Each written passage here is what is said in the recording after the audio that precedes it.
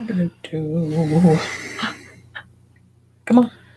All right, we should be live now. Yeah, I think it does start as soon as it says you're live on the screen. Yeah. I thought it was a lag time, but it's not. Because I'm here on my tablet, and it hasn't gone through. So you have to back out of it. And now it's like you're going to have the, you better turn the volume down. You better turn the volume down. Yeah. Because it's going to, see, every single time he does that. Every single time. So, yeah, you can't wait. You can't just sit on and wait. You got to click out of it and then click back into it.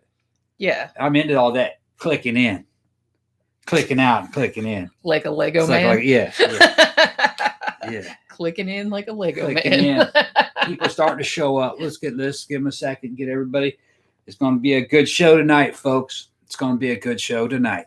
Hey, Adam Singing is here. Hey, what's up, Adam? Yeah, they're all starting to show up now. There's 10 of them. Hello. 10 of them just went boom. And it's still kind of lagging a little bit. There's something about it. Like it always does that. It lags a little bit in the first few minutes of the show. I don't know why. That's kind of like why I always kind of give it a few minutes. I think it's just because, the system trying to catch up and everybody fucking coming in on it at the same time. Yeah, and it's just like, oh, internet, I can't take it. Tom needs to dress up as the saxophone man from Lost Boys this Halloween. Oh, yeah, you should. Yeah, okay. That would be funny. That's just what, a G string and a saxophone? No, he had pants on, right? He had pants on. I think he had pants with like leather chaps over them. Am I remembering that wrong? Saxophone man, just he didn't have a shirt on though. Saxophone man's just the fucking epic fucking saxophone bodybuilder man, fucking with long fucking hair. You just need like long rocker hair and a saxophone. And then you could have pants, and then you could just have like, I don't know, you could have something that just said "Welcome to Santa Carla" on it or something. Like Sophie saw him live just a couple months ago. I know. She said he was fucking awesome. Said he's unchanged. He looks. That's so funny. That's that guy's like one claim to fame, but hey, more claims to fame than I got. So you know what I mean. Everybody knows who that fucking dude is. And lots of baby oil. That's what I was gonna say, like in some bronzer. Yeah. Anabolics are a hell of a drug. Fucking. If you do it right, those dudes don't age. Yeah. Let's see what's going on. Either that or he's got like a Dorian Gray painting like of it or some shit like that. I mean, I haven't seen him lately, so I don't know if he looks the same or not. But he could play though, and evidently the fucking crowd was going wild. Well, yeah. Because he looks a bit camp. Yeah, he does, but he puts on a fucking fantastic show. Everybody loves it. Did he come out with no shirt on? Yeah, evidently. Well, of course. You might have to talk. Sophie said he looked exactly like he did in the 80s. Just muscles, fucking long curly hair. And a saxophone looked exactly like that. He sleeps in a Tupperware container. She thought he may be bigger than he was. Yeah. Yeah. Maybe he's on the roids. Of course. Of course. You can't on the roids. You can't. Not hemorrhoids. No. Steroids. Yeah, right. You can't build a body like to that proportions without anabolics. Oh, thank you, Nico. Thank you very much. Ooh, early. Early stuff. Yeah, it's like we're only 3 minutes in. Holy crap. We're in 3 minutes in. We're letting the shit fucking warm up. We're letting everybody show up. So it's kind of like the pre-show. I'm going to pre-game here in a minute. You're going to see me make my drink. Yeah, you have. Usually he runs off to the kitchen and make the drink, but he's like, today he's going to do it live. Do it right here. Ooh, it's like going to do it right here once we start rolling.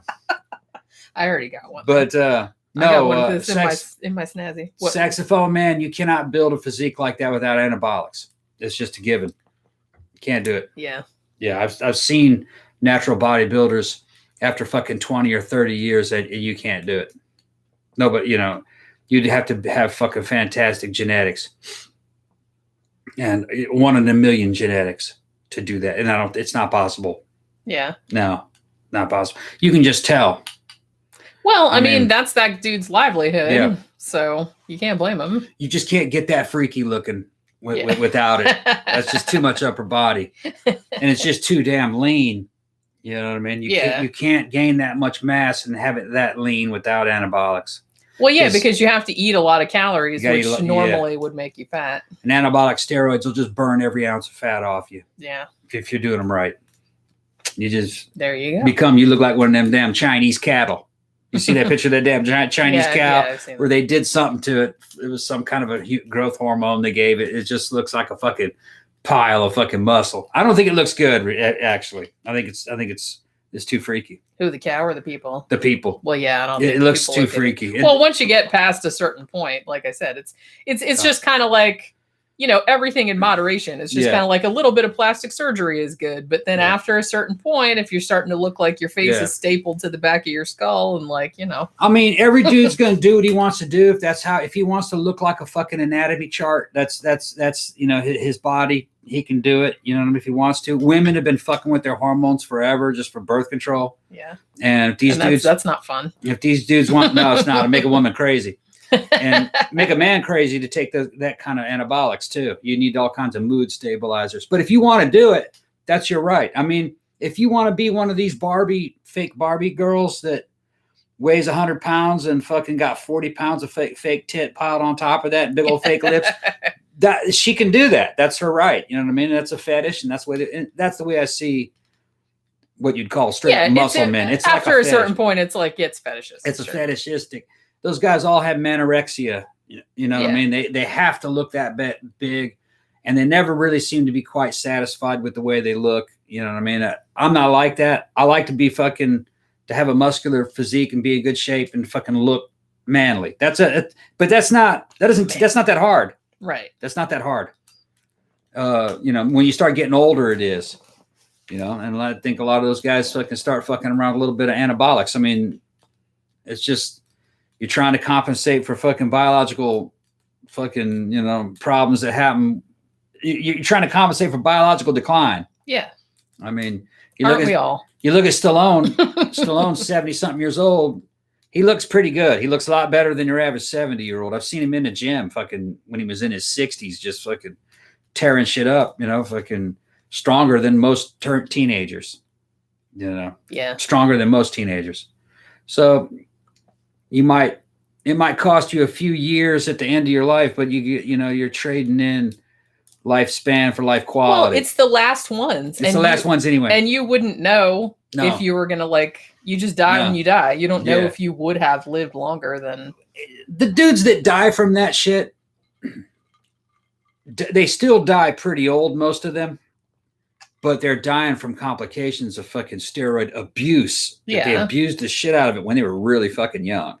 That's not really what Stallone did. Stallone really didn't mess with it that much. He did a little bit, but not a whole lot. And then he started using it later on in life. But so did Jack LaLanne. And if you look at Jack LaLanne lived to be in his 90s. He did, yeah. And that dude was fucking in great condition. Actually, no, or was he 100? Or was he 100? I think he was 96 when he died. Something like that. I know he's at least in his 90s, maybe older. But his physicality he was stronger than me. Was he the one that did he do all the juicing stuff later? Like with all the fruit juice, vegetable right, juice. Yeah, he became an infomercial guy. That's what I thought. I thought that was him. But when he was in his 50s, he was swimming English Channel with a damn boat, towing a boat in his teeth by a rope and all. He was doing that in his 50s. He was fucking amazing. He's like, fuck you, 20-year-olds. Yeah. I can do this shit. Doing that in his 50s and shit. And he lived a long, long time, and he was strong his whole life. But he didn't abuse steroids when he was young. He was a fitness expert all throughout his youth. And when he started to decline, he said, fuck it, I'm going to take some of those anabolics. Well, yeah, like worked. I said, once you get to a certain age, it's like, what have you got to lose, pretty much? They know. It's just people that start real young. And it's just kind of like anything else. It's like anything else. If you start something really young and just do it for years and years and years, it's going to catch up. This is a known science, and humans have been experimenting with it for fucking decades, going back to the 50s and 60s. And doctors don't know anything about it. Most doctors are just glorified drug dealers, really. They just know what they're told. They see it being abused, in gyms and in sports medicine. So they assume that it kills you. No, if you use it right, it's life extension. But like I said, when you're old. Yeah, like don't start it when you're 18 and then do it for years and years. Right, and you don't want to overdo it.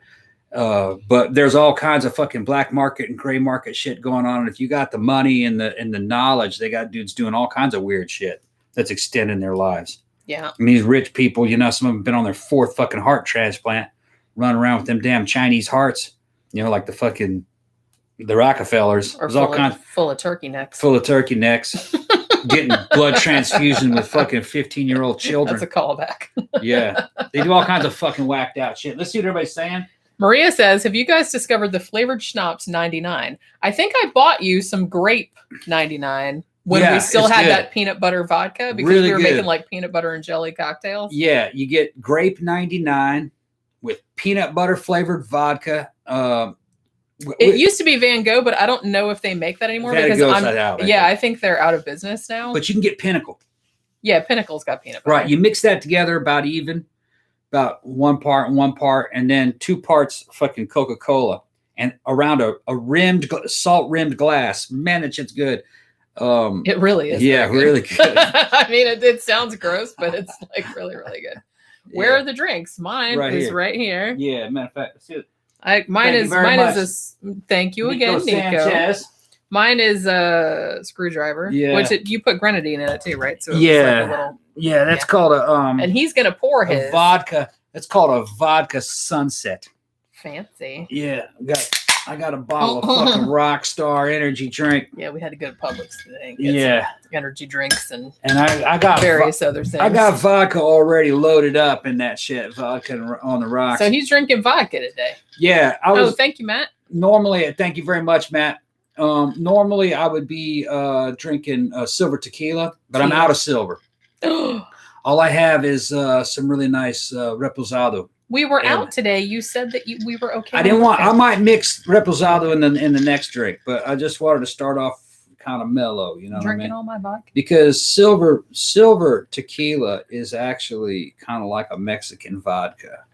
It's a lot like vodka. I mean, I have some apple whiskey too, and I can mix that with apple juice because that's really good. I know people are like grossed out by Jim Beam apple, but I really like it. Well, that might be. Is that Jim Beam or is it? What's the other one? That's Jack Jim Daniels? Beam. No, okay. It's Jim Beam, I think. For some reason, I really like the apple vodka. The maple's nice too, but I don't know.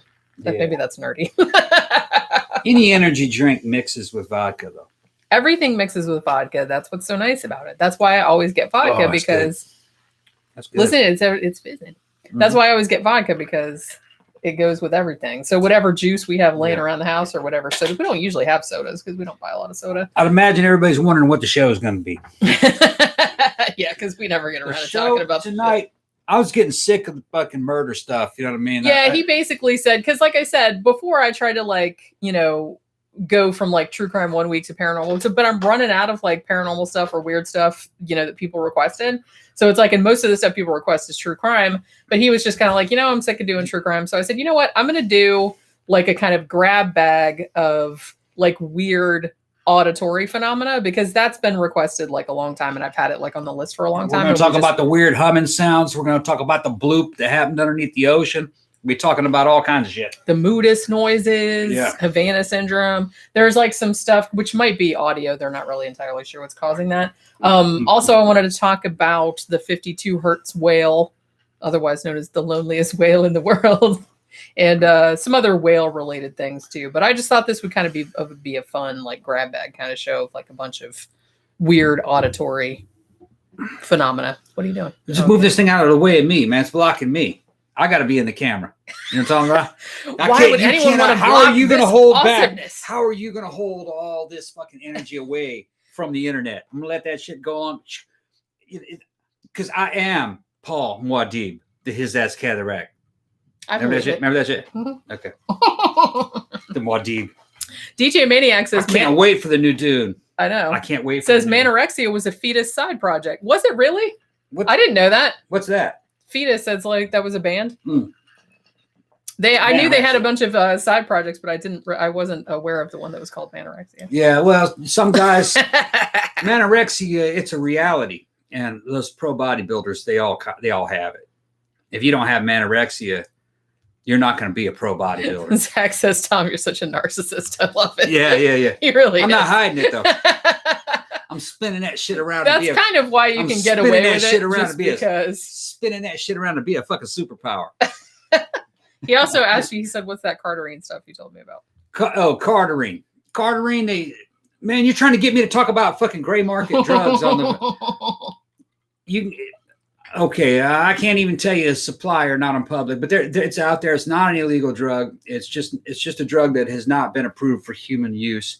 It was used in the Olympics. I think it was in the 2010 Olympics or 2009 Olympics. What year was it? 2008 at the Olympics. Yeah, they're usually 4 years apart. Yeah, 2008 Olympics.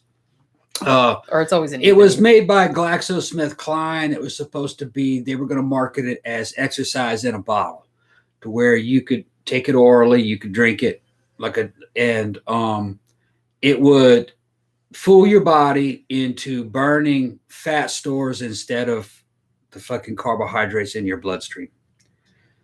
And you would lose weight. That's what it was for. But they found out it didn't really work so easily. You know what I mean? It was something they were going to sell to just women working in offices. Here, take this and you'll lose weight. You can eat all the donuts you want. Eat all the donuts you want. Yeah, they found out that shit wouldn't have fucking worked, because they just would have taken a whole bunch of it and eaten a bunch of donuts and possibly could have caused cancer. All right. But what it did do, they found out that it gave you a damn near really good endurance. You don't really get tired. Had I known about it in the service, it didn't exist back then, but that's something I would have taken in the Army. You just don't get tired. The tireder you get, the more energy you get. But they found out that guys in the Olympics were taking it, so they banned it from the Olympics. And GlaxoSmithKline decided to pull it from the market, or at least get rid of their research, because they didn't want anybody else to copy. What they did is they gave a bunch of overdoses to a bunch of test rats and gave them all cancer. And it was a kind of rat that got cancer easily anyway. And they were given a thing about one of those easy cancer getting rats. There's a certain breed of rat that's very sensitive to cancer that they use for a cancer test. And they were giving those rats kind of like the dosages that would be equivalent to like drinking a damn half a fucking Coca-Cola can of it a day. All right. And over a few years, the fucking rats got fucking cancer. Those rats didn't live long anyway. You know what I mean? Or a rat that might only live a couple years, you know. And because all the rats got cancer, nobody wanted to deal with it anymore, and they closed it down. But no human has ever gotten any cancer from it that we know of. People have been taking it, and doctors have been taking it too, you know. Doctors take a lot of drugs. A lot of people don't know this, but doctors are fucking drug addicts, a lot of them. Well, it's just easy to get them, because it's like, oh, I think I'll have some of this, and I'll just write a prescription for myself. They write prescriptions for themselves. I mean, I can see how that would be really tempting. Yeah, and they all know weird alternate uses for all these drugs, and they take them themselves. They're not necessarily get high. They're just like, well, this one will keep me working. This one actually gives me more mental focus, you know. And they have shit out there like that. Weird mind altering type fucking drugs. And it's easier just to drink. I mean, honestly, I can't keep track of all those different drugs. It's like, well, I need this one to do this, and then I need this one to counteract the effects of that one, and I need this. Like, that's too much work. But Cardarine, I'll just get drunk and sleep. You can take about a 3-month cycle of Cardarine, and if you're walking and doing some aerobics, it'll really help out with fucking weightlifting, because you just don't get tired. You can do a lot more reps than you normally would have been. Cardarine will fucking build a lot of it'll burn your fat stores if you're exercising. It doesn't work as advertised though. They were wanted to advertise that you could sit on your ass and lose weight. And eat whatever you wanted. Which I don't even know. There's not a drug that exists that will do that. And even if there was a drug that existed that do that, I'm sure it would be very, very harmful and would fuck up all of your organs in some other way. You can lose weight, but you got to lose weight the old-fashioned way. You can take Cardarine and you can fucking run and fucking do all kinds of work, and you'll lose weight a lot faster that way. But it won't work if you're just sitting on your ass. Yeah. Which, like I said, to me, that just negates the whole purpose of having a drug in the first place. Because if you have a drug like that, you want it to be so you can sit around in your ass and eat donuts and just take a drug and it won't lose weight. If you have to exercise anyway, you might as well not even take the drug. Well, no, because what happens is if you're exercising, you'll burn a certain amount of fat. All right. Yeah, it's just, it'll ramp it up a little bit. But if you're taking Cardarine and do that same amount of work, no, you'll burn about like 3 times. Yeah. Okay. Which, that's good. Yeah, it's very good. I'm just saying that most people that would want to take something that was advertised as exercise in a bottle would just want to lay around. Right. It's just kind of the same principle as I bought the diet ice cream or the diet cookies, so they just eat the whole package. More of it. Right. They just eat the whole thing because there's no calories in the diet version. GlaxoSmithKline already foresaw what the problems would be. It'd be a bunch of lawsuits. You have a bunch of overweight, overeating chicks in the fucking office, eating a shit ton of donuts. And probably be dudes as well. and then they'd be exactly. But they were going to market it to women. Well, they were going to market it to women. They always market diet stuff to women. So they'd be stuffing their face in the office and then they say, well, because I'm stuffing my face, but I got this. And they tell me to take 10 milligrams, but I'm going to take 70 milligrams instead. Yeah, because that'll make all the difference. Because then that'll burn it off even faster. And I'll compensate. Dozen Krispy Kremes. Because there's always going to be a certain amount of people that will do that. Yeah. Well, I'm overeating, so I'm just going to take a lot of this. Yeah. And then they'll go, cancel it out. And then they'll go, for some reason, I'm not losing weight, but I sure did get cancer. So, man, I sure did get cancer. Yeah. That was like really funny the way you said that. That's fucking terrible. Yeah. So that one's on the underground. There's another shirt. Wow, I sure did get cancer. Yeah. So that's one of them. It's in the underground. It's in the gray market. You can get it. All right. But I'm not going to advertise any sources. It's out there. Do you remember back in the... Don't go for a Chinese source. Go for an American source. Yeah, because there's some that are like made in the... Third-party tested. They're not illegal, like I said. They're not illegal.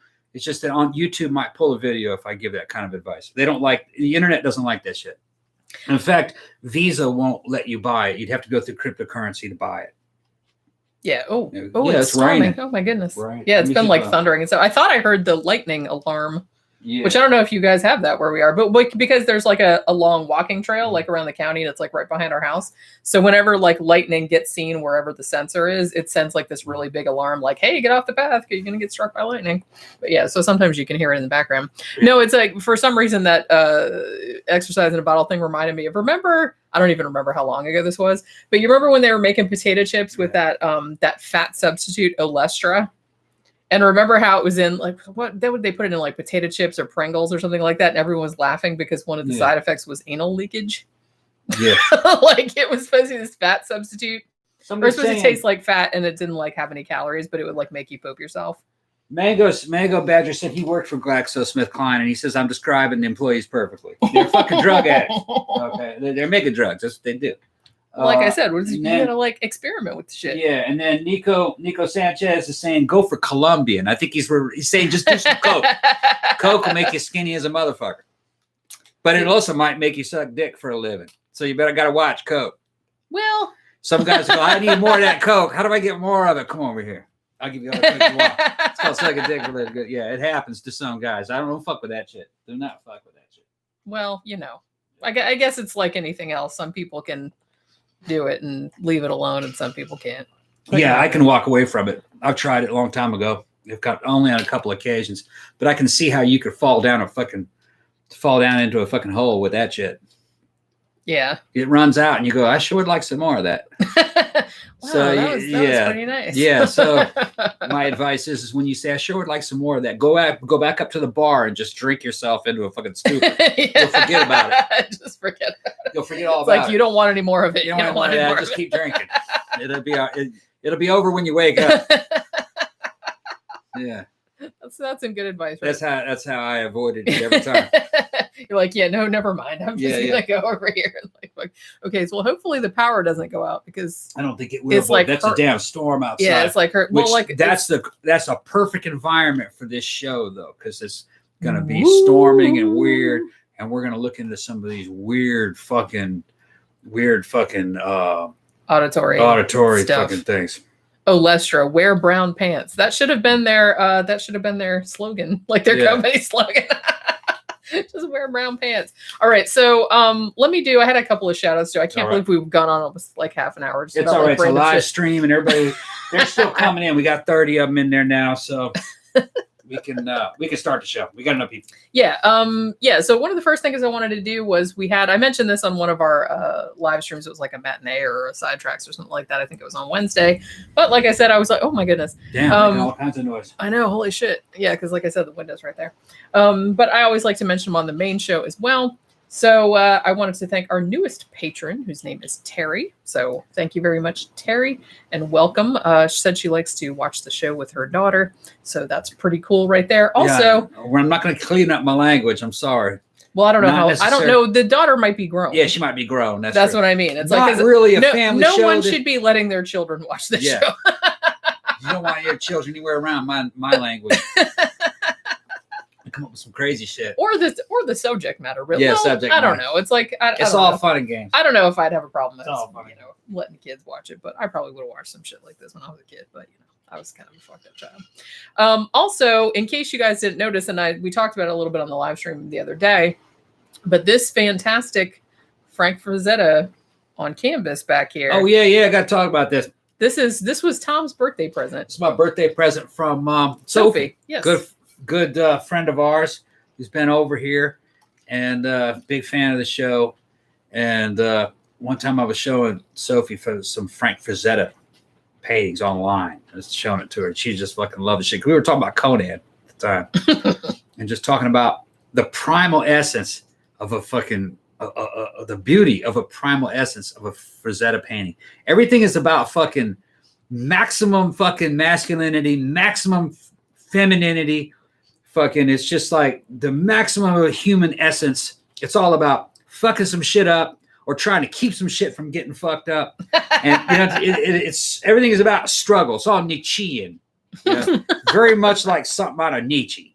And she gave me this Frazetta on canvas, man. That's a canvas. It's not a poster. It's nice, really nice. It is. So I want to thank you. And it looks like super cool back there because we said we need to put that in the background of the show. Yeah, and it's called The Barbarian. Yeah. But it's definitely Conan. You know, he did all the covers for the Conan. Although Alex Rivera says, is that Frazetta's interpretation of Rastan?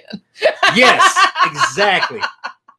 I like how you brought that shit up. There will be some butt working involved. Butt workage fucking already happened, but he avoided it. It was somebody else. Someone else. And he's got this woman. It's actually this is like the essence of Tom Ross right here, and then that's Jenny right there under at the feet. This is us. It's us. Yeah, in another dimension. I wish I was that big. Look at that fucker. Look at that fucker. Look at that fucker. He's bigger than Arnold. Well, yeah. Yeah, I mean, it's just more massive. I mean, I don't know. Like, I'm sure he used like human models and stuff. No, he didn't. He just did. He just did them on. Yeah. Well, I guess after you draw so many, because I used to draw like a long time ago, but I haven't done it in a long time. If you looked at his figures, they're almost cartoonish. No human could really be those proportions half the time. The women are just amazing proportions.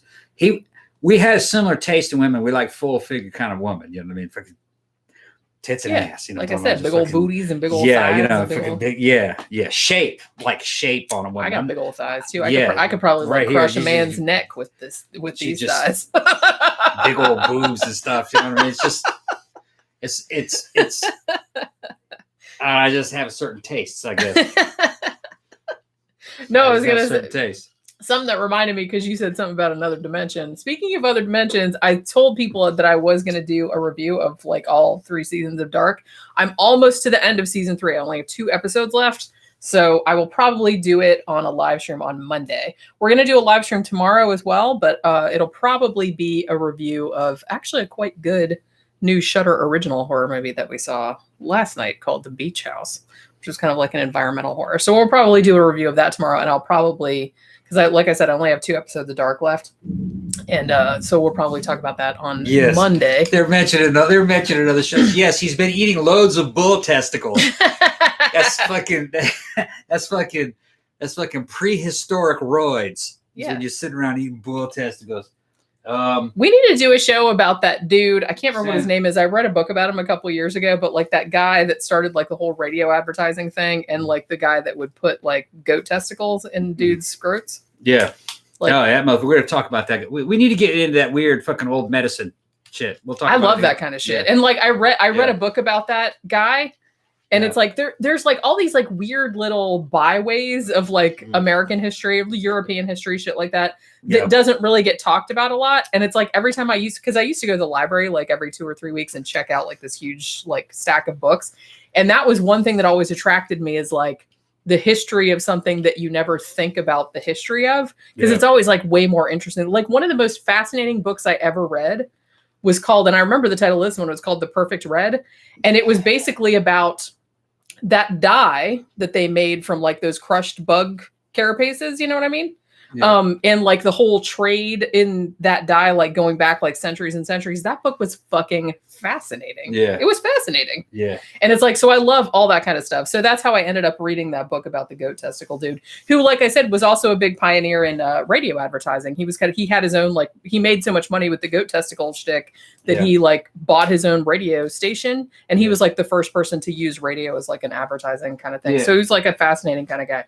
DJ Maniac said that legally Frazetta could not use the name Conan. That's what I figured. Yeah, exactly. It was because Robert E. Howard had his cut. That's his. Right. He just called it Barbarian, but Frazetta did most of the graphic designs and all the design, but involved with Conan for the later, probably. Not only that, but the re-releases of the books. That's what I said. He did the covers, also the look of Conan for the movie, which Conan the Barbarian, the first one from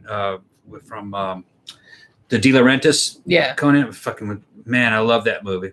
I know. I just love, and it just. I don't know. A lot of you guys are probably maybe like me, or I don't know. I think you guys are probably like me if you're subscribing to the show. I've always basically been a hero worshiper since a boy. You know, growing up looking at heavy metal magazine, you know, and these movies, and coming up in a military academy and going into the army itself. I've just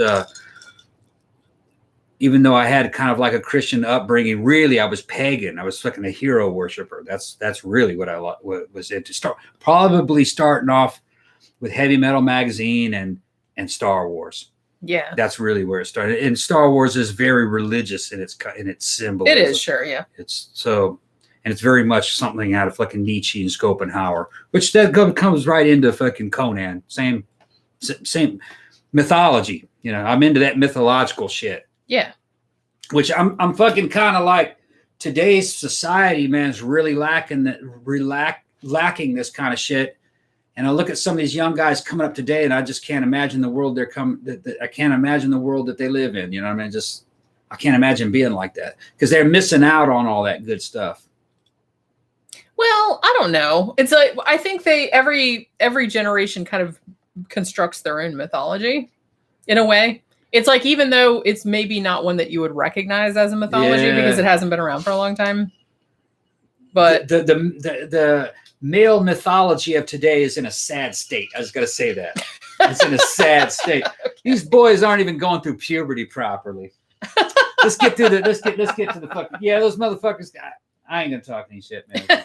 I'm just starting to get wound up. I was going to say, it's the like alcohol's starting to kick in. It's very early. You only just started drinking. It's like this. You're not going to. It's only 30 I'm warmed up though. I'm warmed up though. I'm a half hour into it. That's good. Yeah. It's gonna be a good show. Maria said she read that goat testicle guy book too. That was really good, wasn't it? I have to remember. It's in my. I have a. Oh, thank you again, Nico.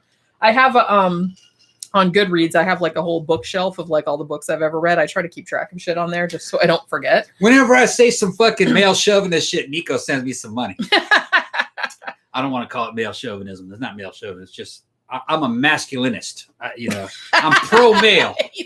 I'm a masculinist. I like the male virtues, but I appreciate the female virtues too. He likes manly shit. I like manly, but I like womanly shit too.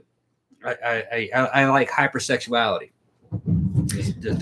Probably from coming up in Brazil. Maybe toxoplasmosis. I don't know what it is, man. It's something. Something's the matter with you. No, I'm just kidding. See what they're saying. If you read original Howard's tales, Conan is nothing. Yeah, he's nothing like the. I know. He's nothing like Arnold Schwarzenegger. Conan was like a general. He was a warrior general. He was real fucking intelligent and everything, kind of crafty. Yeah, he was.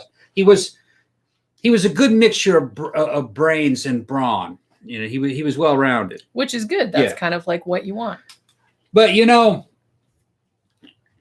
Conan, the movies, the De Laurentiis movies, I think we're going to go in that direction. It's just that they lost Milius and John Milius. He wrote the first one, but he didn't write the second one and the third one. And man, they really went downhill. They started to market them more towards kids. The second one was really kind of really bad. Well, painful. It was bad, man. I had forgotten. Like, we watched it again because you have all of them, and it's like I watched it again, and I was like, "Ooh, I kind of." The writing had declined a lot. It was just like Conan. Like the original Conan was up here, and then the second was just kind of like. Milius was originally going to have. Grace Jones is rad, but it was almost good. It's just that it didn't have Milius and it didn't have the right writing. All right, and the special effects were shit. It was shitty, and it was going to have it was going to be a trilogy where Conan was going to have a developmental arc, which would have been awesome. It was supposed to be the prehistoric Star Wars. That's what Milius said it was going to be. So did James Earl Jones. James Earl Jones said that this was prehistoric Star Wars, and he was prehistoric Darth Vader, basically, when he was playing Thulsa Doom. I would say probably Arnold's version of Conan was probably closer to Krull, the Conqueror. But, it's just my take on it. Now, I will say that I've read some Robert E. Howard because I have a thing and partially for my Witching Hour show too, but I go back and read like old issues of Weird Tales, like where H.P. Lovecraft used to like from the 1920s and stuff. And Robert E. Howard used to publish tons of like stories in there. And some of them really good. They're usually more fantasy based, which, like I said, I'm more of a horror person. But he's a good writer, I have to say. Yeah. But one of these days I'll get around to reading some of the Conan books. I probably should. But Michael says Tom's not old, fucking, but he says I was born in 73. I was born in fucking 69. I was born in 72. Yeah, I was born in 69. Yeah. I'm pretty old. I'm coming up on 50. I'm 51. Yeah. Yeah, I'm 51. You just turned 51. Yeah. On July 1st, actually. Yeah, just turned 51. I don't feel it though. I only feel it when I'm around real young people, because they grew up in a world that just pales in comparison to our world. Growing up in the 70s and the 80s was fucking the best. Fucking, because we grew up feral, basically. Well, there's some things I liked. Yeah. I liked coming to my majority at such like, a transitional time period. Like I really liked that, my early childhood and teenage years corresponded with like punk and post-punk and like the VHS boom and like all this kind of like new cultural shit that was happening. I really, really like that happened. Like I said, I wouldn't go back to the 80s because there was a lot of stuff that sucked about then too. But I really liked that was kind of like the trajectory of my growing up. Our early childhood development in the 70s, when we were little kids, we spent most of the time outside the house. Yeah, because our parents were like, get the fuck out of my face. Right, yeah. So, I want to be in here playing bridge and smoking. I was either out in the woods in Mississippi or I was in the damn fucking storm drains in fucking California, it's the fucking flood control centers. Flood control. That's where, in Terminator 2, the fucking Terminator was ramping down there, and fucking, that's where I grew up. I'm looking for the giant ants from them.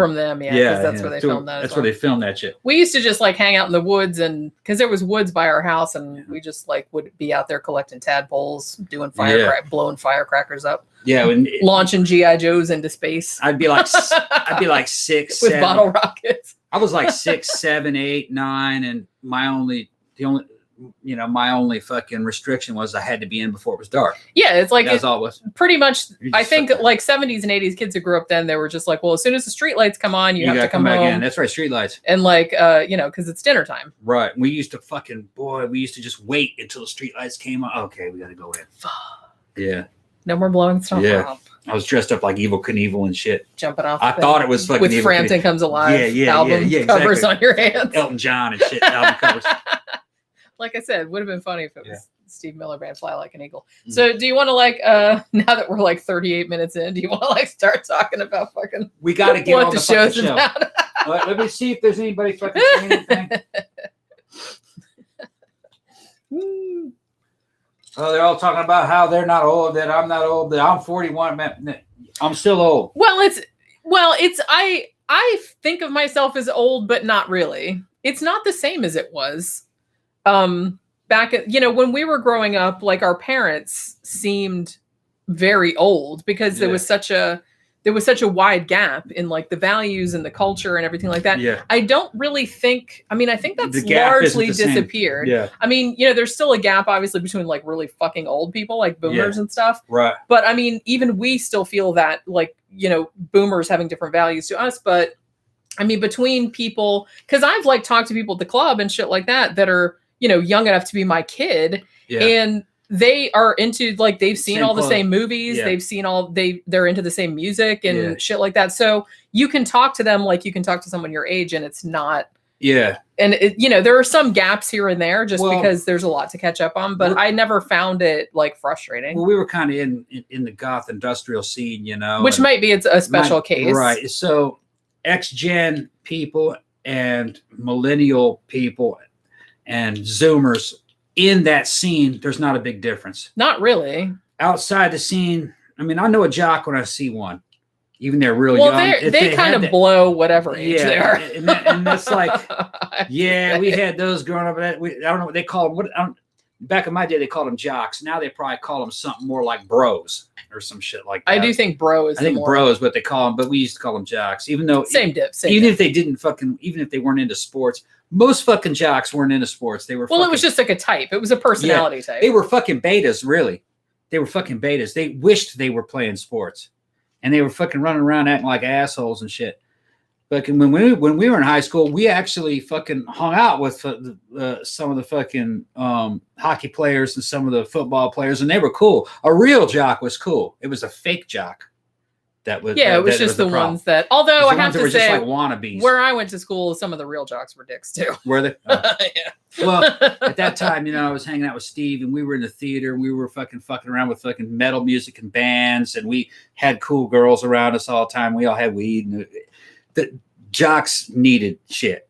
Yeah, I mean, and they were like, "Do you guys know get some weed?" That kind of stuff, and sometimes they'd come to the same parties as us, and they kind of respected us that we had our own thing and they had their thing. It was the betas that fucking wanted. Well, it's always the people that are trying to be something. The wannabes, yeah. I think that's mainly the issue more than anything else, like more than a personality type or anything. Because even though most of the people I hung out with in high school were, weirdos, I liked geeks and dorks and punks and everything. And stuff. But we did have a few like quote unquote normie people that hung out with us. So, there was nothing with that. And honestly, most of our friend group was more because we were all in gifted. You know what I mean? Yeah. So we were like all the gifted kids. Yeah. So some of them were normal and some of them were weirdos. You know what though? Thank you, Matt. I got to show them something. What are you going to show I got a picture of a high school punk rock girlfriend that I had. I'm going to show it to you. I'm going to show them. I'm going to show them where it is. I still can't believe we're 40 minutes into this show already. I might need another drink in a minute. All right. There you go. 1987. There you go. That's the way they look. Looking kind of like that. That's the way they looked. I had in high school, which was 88 to 1990, 87 to 1990. I don't even remember anymore because I'm old. But I didn't have, my hair wasn't black. It was still my natural color, which is like kind of orangey red. But I had half of it like shaved off. So this half was all shaved off and it was like long in the back and then like it was all spiky in the front. And I bought at the fucking Army surplus store. I had like my, combat boots. That's kind of like a given. But I found this like really cool trench coat. I think it was at fucking Goodwill. And it was like this pea green trench coat. And inside was like orange and pea green, like paisley pattern. I loved that. It was $3. And I loved that fucking trench coat. I wore that trench coat with my Alien Sex Fiend shirt and my fucking half shaved head and my fucking boots. I couldn't afford Doc Martens because they were too expensive. You had to order them from the UK back then. But you know what I mean? But I had like the cheap army boots that you got at the Army surplus store that I got in Daytona Beach. Me and my brother had them. Oh, Matt sent us some money. I said. Oh, okay. Yeah, I said. But yeah, thank you very much, Matt. But yeah, so that's kind of like what my deal was in high school with my little half shaved head and my fucking trench coat. I wore that shit all the time. Yeah. Y'all gonna be passed out by the end. No, I'm gonna be all right. Probably. We're seasoned drinkers, and we can take a break and stuff too.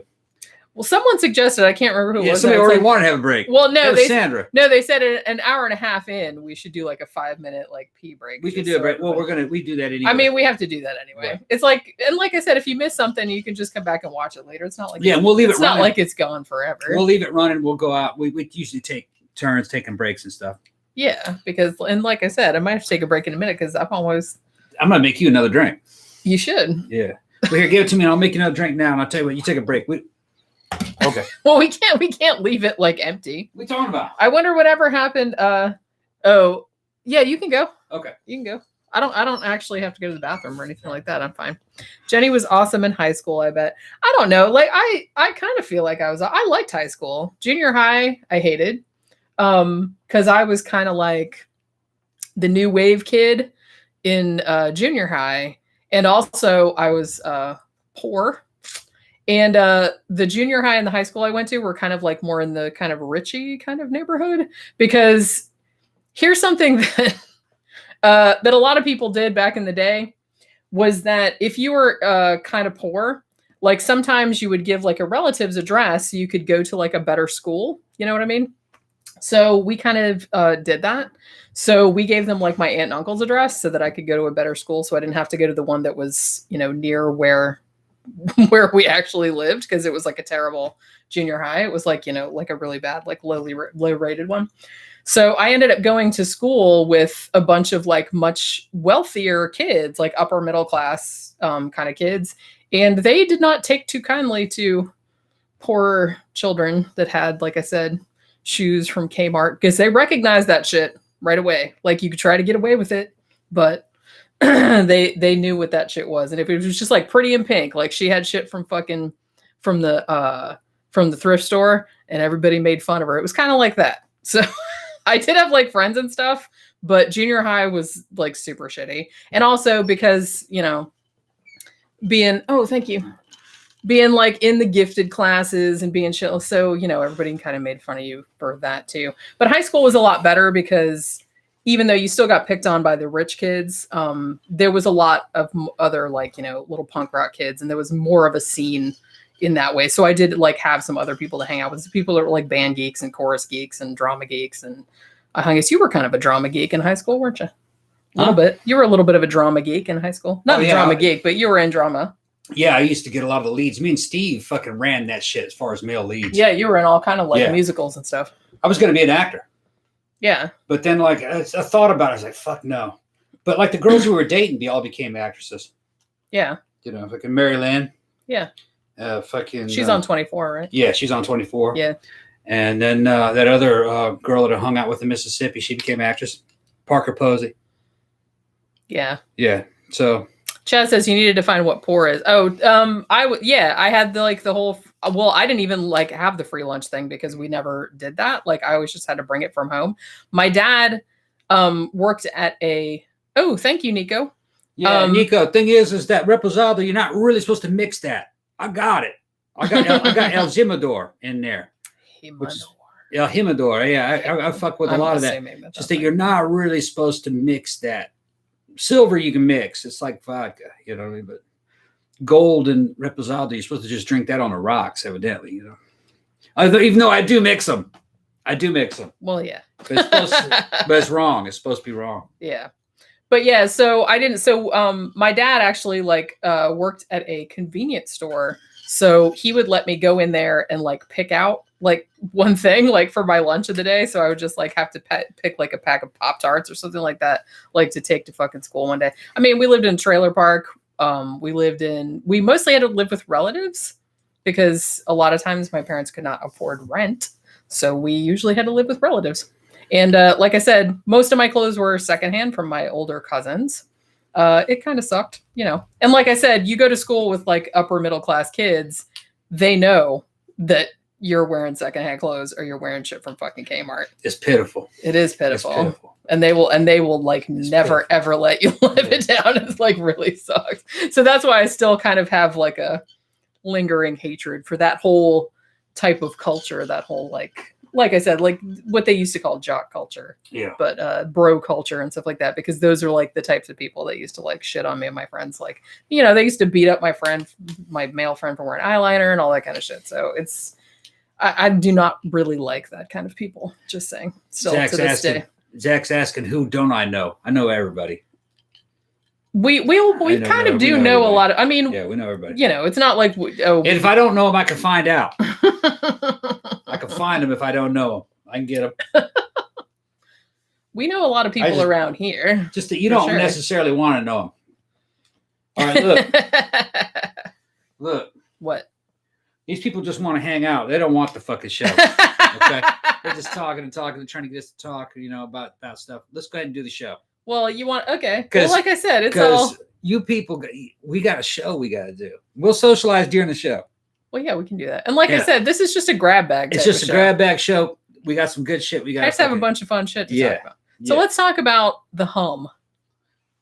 Now, probably in the U.S., this is probably best known as the Taos Hum from Taos, New Mexico. However, this same phenomena has been reported in many cities around the world, including Auckland, New Zealand. There's one like Ohio somewhere. There's one in Windsor, England, all this kind of shit. So they're not sure if the same thing is causing all of this shit, but it's basically, it's kind of like people are hearing, and it's usually only about 2% of people in an area that can hear this persistent humming sound. Yeah. It's usually at a different frequency, somewhere between 32 hertz and 80 hertz. And as I said, they've done studies around the world where, people have heard a similar kind of sound, or they're describing a similar kind of sound. The most common description of it is that it sounds like a diesel engine running. I believe this. You know why I believe this? Well, it's got to be something. You know why I believe this? When I was a little kid, and you can ask, they're not here, but you could ask my parents. They would take me into a store back in the 70s when I was like 2, 3, 4. I'd start crying. And then when I got old enough to talk, I could remember it. They would take me to these stores and I could hear this high-pitched squealing. Yeah. All right.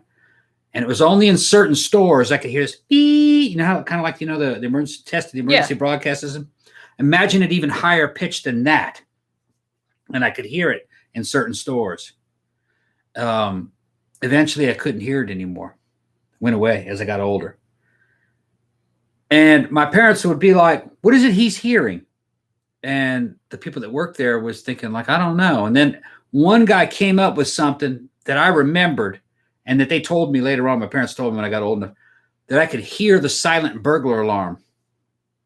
Oh, it may have been. Maybe you had Yeah. Only as a little kid. Super sensitive hearing, and then you couldn't hear it anymore. Yeah. When I got older, I couldn't hear it anymore. I wonder if that's what some people are hearing, because there's a silent burglar alarm in certain, and I don't know how that makes a noise. But there's something. Well, it does, but it would be outside of the range of normal human hearing. But if you had more sensitive than usual hearing, then you might be able to hear it. I could hear it. Which might be another thing that could explain some of these strange humming sounds, because like I said, generally only about 2% of people can hear them. A lot of other people can't hear them. So it might just be people that are more sensitive to stuff that's outside of the normal human range of hearing. I could remember it, man. It would drive me up the wall. I'd start screaming as a little kid, holding my ears shut and everything. Yeah. And my dad would be like, what's he hearing? Thank you, Deborah. Thank you very much. And the only thing that a guy came up and says, I think he might be hearing the silent burglar alarm. It's on. Now, I don't know what a silent burglar alarm is or how it works, but it was in liquor stores mostly. Man, how many liquor stores were you in that you remember that as a kid? My dad take me to the liquor store all the time. Well, liquor stores in California sold cigarettes. Oh, okay. So he's going in there to get cigarettes. Well, they still sell cigarettes nowadays. Yeah, we go in there to get cigarettes. Oh, okay. And they all had alarms. And there's something about that alarm system I could hear. And maybe it was making a noise that you could hear. And it was just on. Yeah. And I could hear it. It sounded electrical. That's very interesting because, like I said, humans are variable, and everybody has kind of different genetic predispositions, predilections, whatever. So it stands to reason that some people, just as some people have, less than optimal hearing, like me, that some people have better than optimal hearing. And sometimes they can hear things that other people cannot hear, which I think is probably what's going on in the hum situation. Although I'm not saying that I don't think the same thing is responsible for all of the hums around the world. Because like I said, people have been reporting these types of sounds. And even though the sounds that they're reporting fall within a specific range. Business says liquor stores and banks. And I think he's right. Banks would have it. If you know anything more about it, man, in the comment section, hit me up. That would be interesting. And I've never really seen that. I could hear something when I was a little kid. As an explanation. Now, thank you, Nico. Thank you. Somebody's saying they missed I'm laughing at the little dancing. Jay says, damn, I'm back and I missed my subject. You didn't miss anything yet. You didn't miss anything. We haven't even got to just started. Thank you very much, people. Thank you very much. Like I said, we just got to we're almost an hour in and we haven't. We're an hour in and we just started. We just started talking. We just started. Fucking love you people. Love you people. I know we love all you this guys. Fucking flash bulbs. Walking in, I feel like a damn superstar. I know. They're making it rain. I don't necessarily. I'm not saying that these people are hearing silent burglar alarms. I'm just saying that they're hearing something outside the human. I definitely don't think. I mean, yes, there are probably cases where some people. Thank you again, Matt. Thank you very much. Fucking flash bulbs, baby. I mean, I definitely do feel like in some cases that it might be tinnitus, or it might be, somebody hearing something. Like, for example, there was one case in England where people were reporting hearing a noise like in their house, and they couldn't get away with it, and they couldn't get away from it. And it turned out that there was a wasp's nest inside the wall. So they were actually, So they were actually hearing something, but it wasn't kind of like a huge. But the thing about the Taos Hum and the Auckland Hum and everything like that is that a lot of people are reporting them, even though it's not like the majority of the population. Enough people are reporting it that I figure it's probably some outside source. Yeah. Well, although there might be a thing too where the more like if somebody reports it, then somebody else might be listening for it and might hear it out of like, I don't think so, but I'm just saying that's a possibility. I believe that there's something generating a frequency and a certain percentage of the people can hear it. It's going to be like I'm saying, me as a little kid, I could hear some kind of whining coming out of them. Like Bee's Nest said, banks and liquor stores. I could hear it only when I was a little kid. Yeah. Well, yeah, you might have, like I said, you might have just had like really super sensitive hearing. Right, when I was a little kid. But then as you get older, your hearing kind of... Because my hearing has deteriorated as I got older, sure. And I mean, my hearing's been shit. By the time I was maybe 8 or 9, I couldn't hear it anymore. Yeah. It was only when I was a very little kid. Sheila says, what about that hum down in Cuba at the embassy? We are going to talk about that. We're going to talk about that. It'll probably be the last thing we talk about, but yeah, that is on my list. The Havana Syndrome, we're going to talk about that. But Look. Maria says, Tom, I could hear that sound in stores as well. I think it was about the kind of alarm system they used back then. Yes, I believe so, baby. It might have been. Older people can't hear it.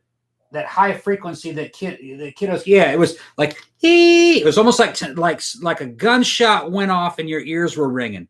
That's what it sounded like. God, I hate that. I get that a lot. Like I'll just be sitting there and randomly. I'd be in their arms and they'd carry me in there and it would just be screaming. It would drive me up the goddamn wall. So it wasn't just me. Yeah. It wasn't just me. Certain little kids could hear it. I can see how. And dogs, probably. Yeah, the dogs were probably like going ape shit. Can you imagine like poor little pups and it's like they have to listen to this fucking noise all the time and they're just like, please turn it off. It's like, you know what I mean? The weird thing about my hearing, it's like I've had hearing problems since I was a very young teenager. Like I with medication and everything. I can still hear, but it's very people have to be like, I have to be looking at you, especially if there's like ambient noise. I can't really hear what people are saying. It just sounds like, the McDonald's drive-through speaker. And I always have to put like fucking the closed captioning on, even if it's in English, because I can't really make out a lot of people's dialogue. So I've had that since I was a teenager. They told me actually that I would be deaf by the time, like when I went to the doctor, I was 15, maybe 14, 15. They told me I'd be deaf by the time I was 20, which I wasn't, thankfully. They told me I'd never walk again after a motorcycle. That's what I mean. It's like, well, they're just saying, they're just saying, but it's like, my hearing is not. They're giving you the worst case. My hearing is not good, but I'm not completely deaf, honestly. Yeah. But the weird thing about it too is that certain types of noises are very, very, very annoying to me. So it's like I can't hear, but then the noises that I can hear like kind of drive me nuts. You know what I mean? So a lot of times, like I have a white noise generator and stuff like that to like drown out. So like, the lawn crew kind of noises and stuff like that. It's like kind of drives me crazy. So I have to turn that off. But yeah, so the hum noises, particularly the Taos Hum. Now, one person that has heard the hum said that the range of it, and I'm sure they probably like drove around to test this. They said that the range of it was 30 miles. So they could hear it for 30 miles. And then like outside of that, I guess they didn't hear it anymore. So they've done studies on this the Taos Hum in particular. They said between men and women is about even, although they did say that it was more common for people like middle-aged people to hear it rather than like younger people or older people. So that's kind of the only demographic sort of thing that's like making it thing. Shiva said, you two are medical miracles. No, what those bitches do when you get hurt is they give you the worst case scenario. You'll never walk again. Oh, you'll never hear again. And then when you get better, that doctor goes, you see, I'm the greatest doctor in the world. Well, I'm the greatest doctor in the world. I fixed you. I think what they're doing is they're trying to get you ready. Managing your expectations. Yeah. And also it might be like some reverse psychology because they're kind of like triggering your, God damn it, I'm gonna make it. Because you know what? And here's the thing, like my mom was in like a horrible, horrible car accident. She was like hit head on and it crushed her arm and her leg. She had to have like metal bars put in there. And they told her the same thing. They're like, you're probably not going to walk again, or you're never going to walk normally again. And she told me that she was like, well, that just made me more determined to walk again, just despite them, because spite is a very powerful thing. She still walks with a limp, but it's not actually all that bad. So I do think that they know what they're doing. Yeah. You know what I mean? I don't think they're just saying that natural recuperative abilities, the fight or flight response. They're trying to get you to fight the injury. Yeah. I mean, I don't know how much that went into it, like with my hearing, because I don't know how much control over it. It's not kind of like I had that much control over my hearing, but they did. I mean, I had to take like these horrible tasting pills and stuff like that, like all through my teenage years, for my ears. And I'd have like, they were always sticking things in my ears and taking fucking, it was terrible. But, I'm actually glad I'm almost 50 and I'm not completely deaf. I can still hear, but these nests saying we'll love this 5-hour show. It'd probably be a 5-hour show. At least we started early. Yeah. If we just started at 7, it wouldn't have been done until like midnight. I'd have been like falling asleep on the. We're doing this at 5 o'clock our time. Man, there's fucking none of the clubs are open anyway. We're just fucking. Well, that's what I mean. It's Saturday night. It's like we don't have anything else to do. I called Tom and I said, Tom, you gonna be Big open? Tom. Yeah, Big Tom. I'm gonna introduce you guys to Big Tom. Big Tom is rad. Yeah, Big Tom's this big old fucking black guy that I've known him for years at the club, and he bought his own fucking bar near us, and he'd been talking about it for years because we met him at iBar, which is like our favorite place. Yeah, he wanted me to come in there as his manager. He's like, I want to open my own place, and he finally did. Yeah, and he did, and I said, dude, you don't need me, man, fucking. And he fucking's got a fucking badass little fucking bar going. He's going to get the place next door. It's horror themed. Yeah. And it's cool. He's going to get the place next door and knock the wall out and fucking put a dance floor, yeah. It has a dance floor, but it's pretty small. Yeah, it's too small. And he's going to make it bigger. His landlord loves him. Let's just hope these lockdowns end. And fucking these motherfuckers are playing games behind these lockdowns. I'm going to unlock this motherfucker. They keep going.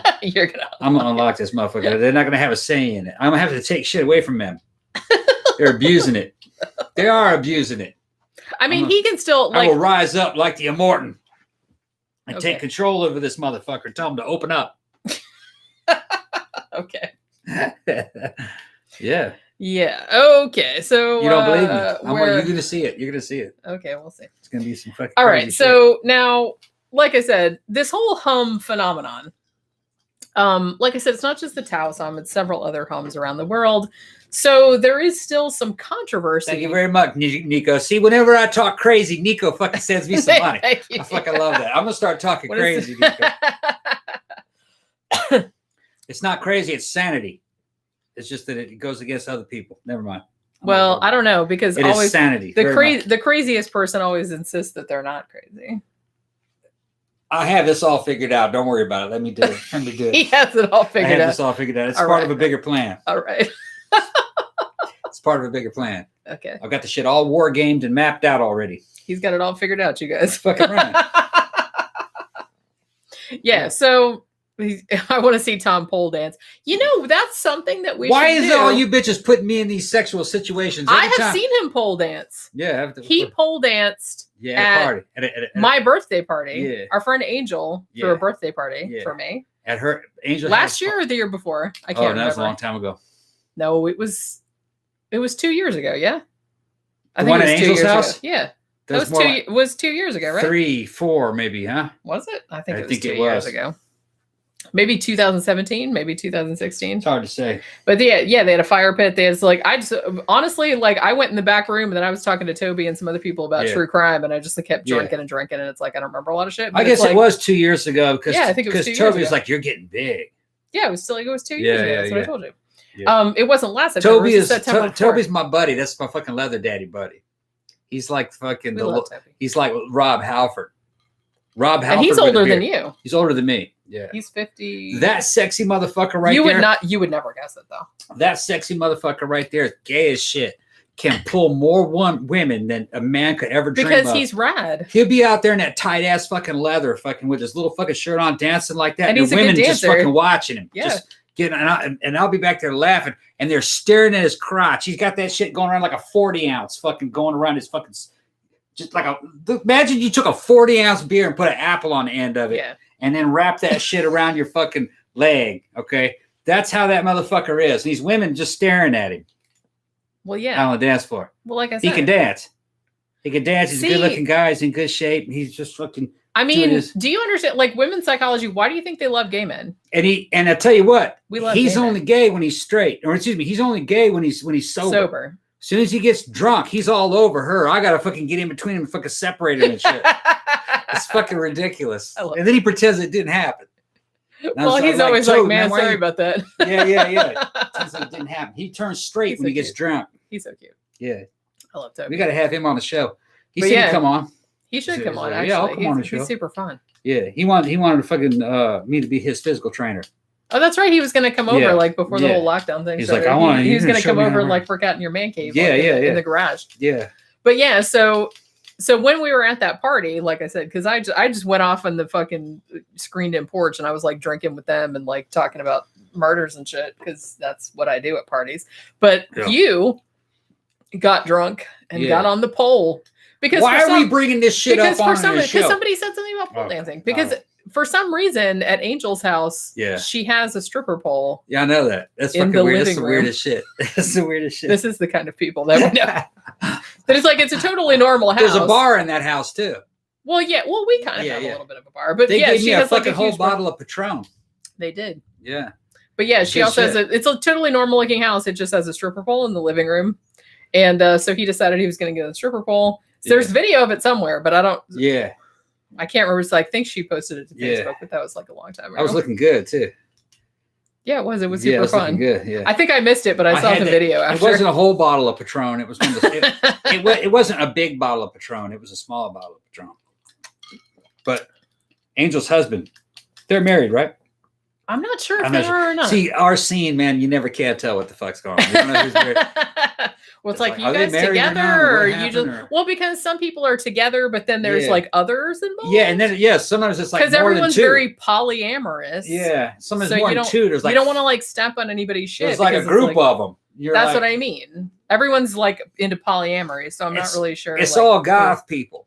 Yeah, and goth people are all kind of like the same sex. It's like a unisex thing in a weird way.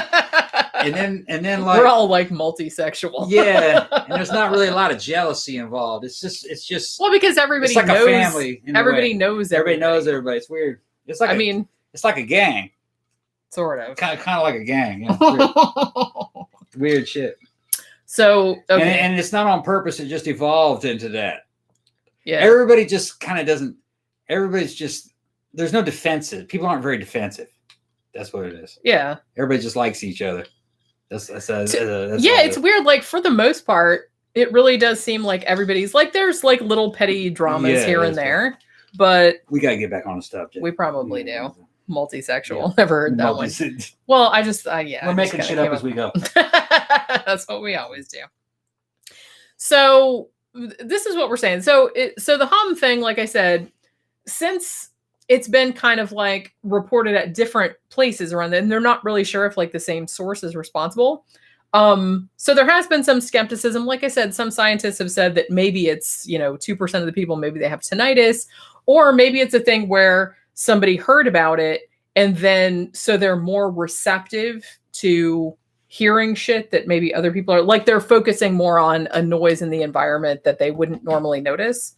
Because there is a thing where because the inside of your ears like make noise on their own. You know what I mean? Yeah. So if you're in a completely silent environment and you hear a noise, that might not necessarily be a noise that's like outside of your body. It might be something that's like making noise inside of your head. I mean, that is a thing because it does make noise in there.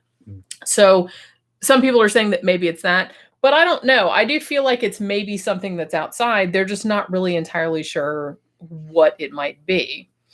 So here are all the possible explanations. So as I said, a lot of the people that have reported this particular sound, not everybody, but a lot of the people that have reported it said it sounded kind of like a diesel engine. Now, some of the places where this has been reported, for example, Kokomo, Indiana, they had a hum.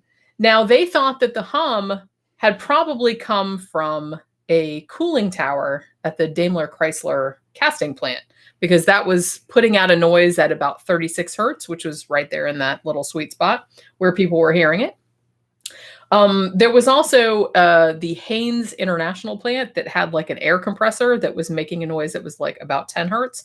So they said either of those things or a combination of those things could have been causing the hum in that particular situation. So in some cases, it could be like some mechanical, particularly like I said, because a lot of people have described it as like sounding like a diesel engine. So a lot of people have said, well, maybe it's some kind of machinery that's running. And some people are picking up on that. And maybe other people, like 98% of people are probably not noticing it because it's just like background noise.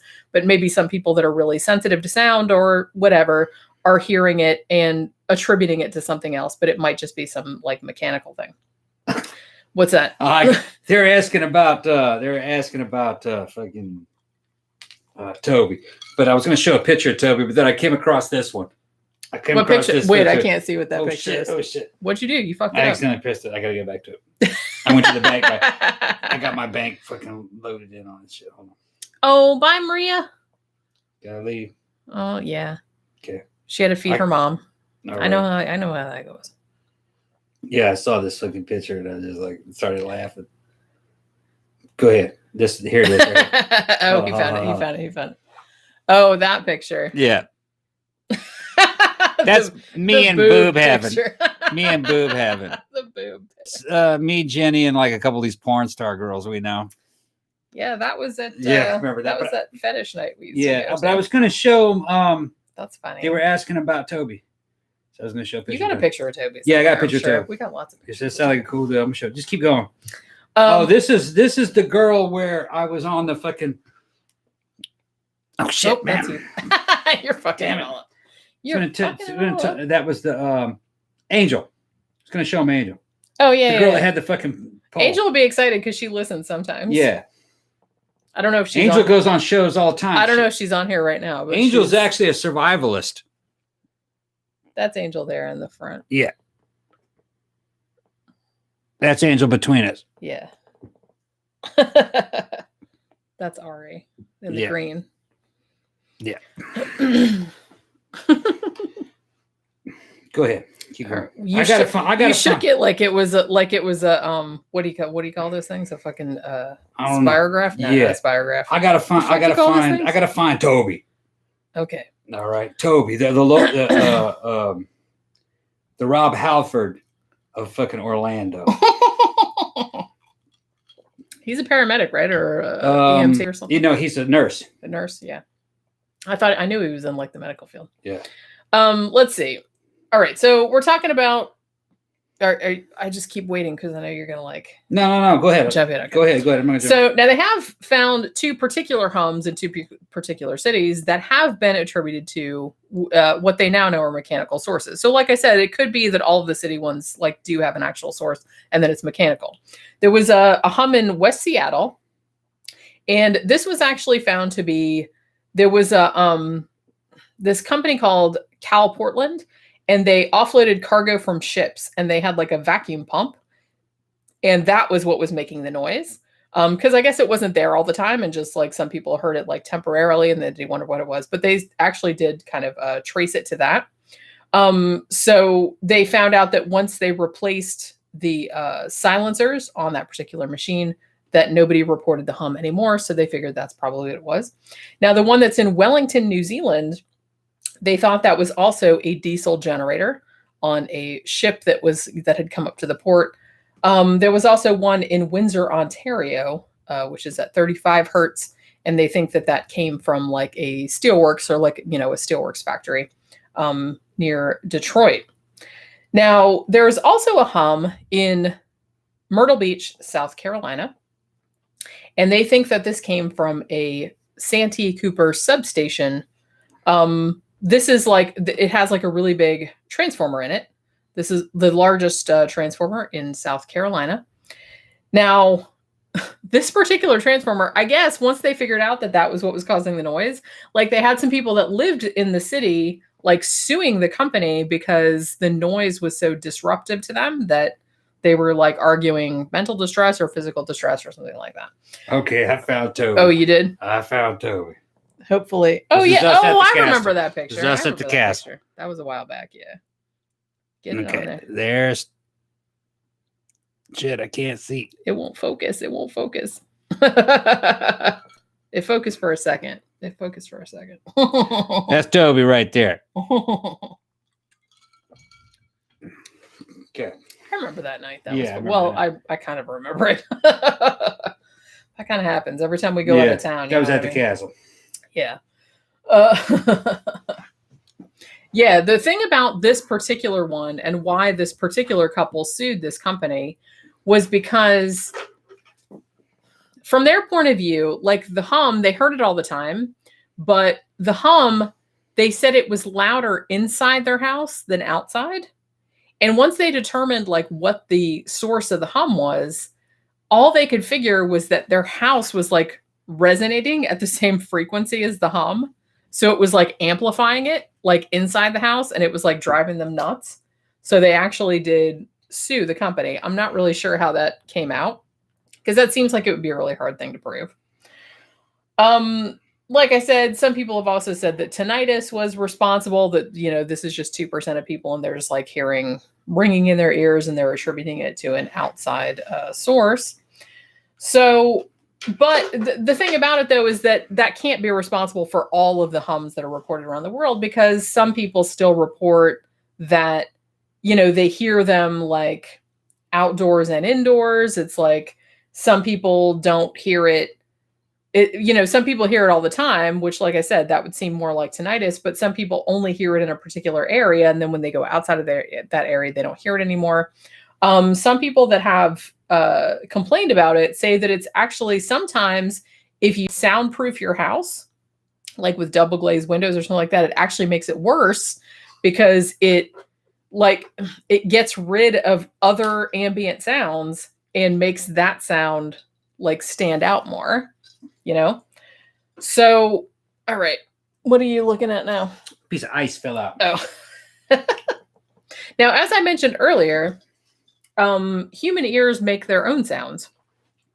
This is called spontaneous otoacoustic emissions, or SOAE. Now, 38 to 60% of people of adults with normal hearing have these types of things. And like I said, if you've ever sat in like a normal, you know, or in like a really silent environment, you know, kind of sensory deprivation or anything like that, and you still hear a noise, that is actually your ears producing that noise. It's not like coming from outside. So some people have argued that maybe the hum could be that.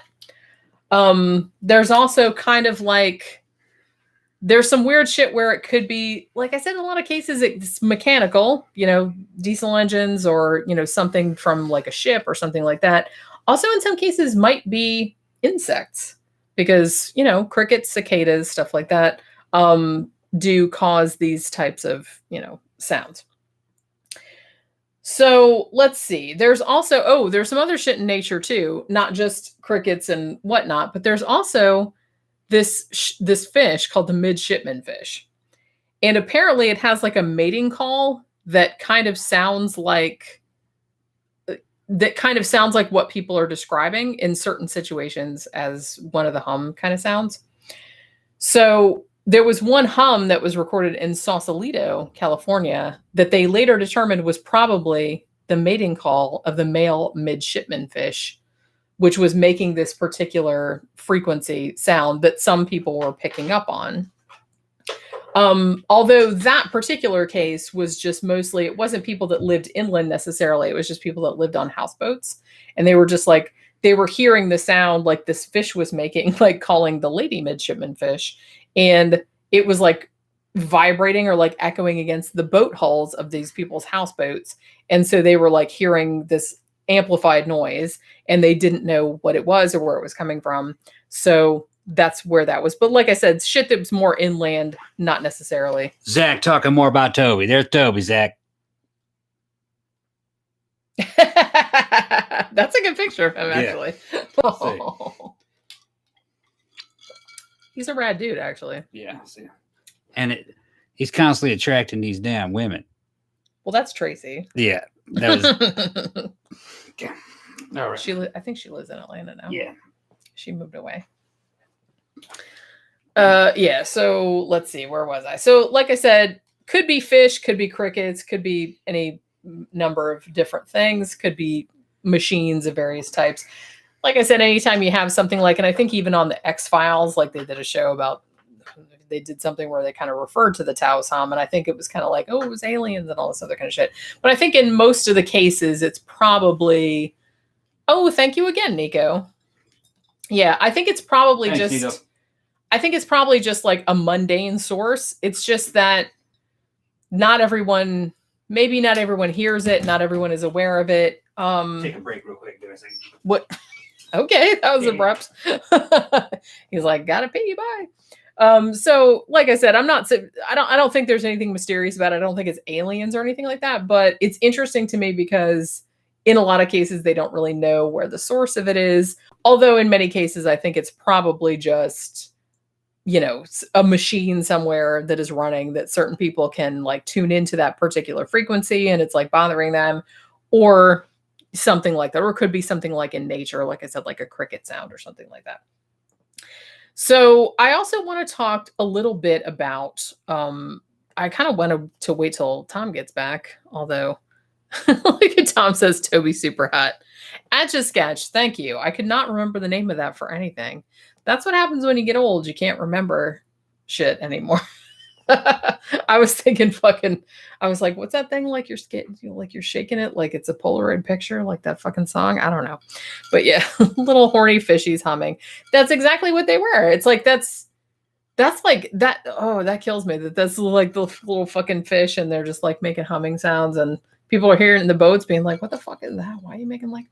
And I think too, I mean, we'll talk about this later, but there's a whole thing about the Havana Syndrome. I don't know. It's like, I had never heard of it before. It's like, I kind of heard of it a couple of years ago because this is pretty recent, but it's like, particularly people, it's ambassadors, US and Canadian ambassadors, like in Havana, Cuba, had been reporting like these really like physical symptoms. And they have actually found like physical, evidence of like what they're suffering, like with MRIs and shit. And they report hearing this like weird noise and everything. And I don't know if that's like something that somebody is doing to them, like some sort of sonic attack or something, or if it's just like something in nature that is causing that, like maybe like some kind of cricket noise, like at a particular frequency, which some people have put forward, or something of that type. I'm not really sure because there are kind of like sounds in nature that can mimic these type of sounds that would like, give people like physical kind of like symptoms like they have seen in the Havana Syndrome. So like I said, we'll get into that in a little bit. But you doing all right? Yeah, you need to take a break? Yeah, let me go. We'll let her take a break. To go to the bathroom for a second. It's a little commercial pause. You get in there and talk. Yeah, go ahead. Okay. All righty. See what everybody else is up to. Okay.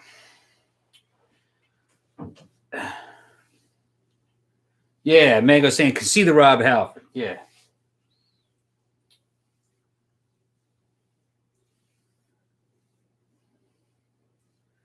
Yeah, fucking Toby's pretty cool, man. I've known Toby for shit, fucking 10 years.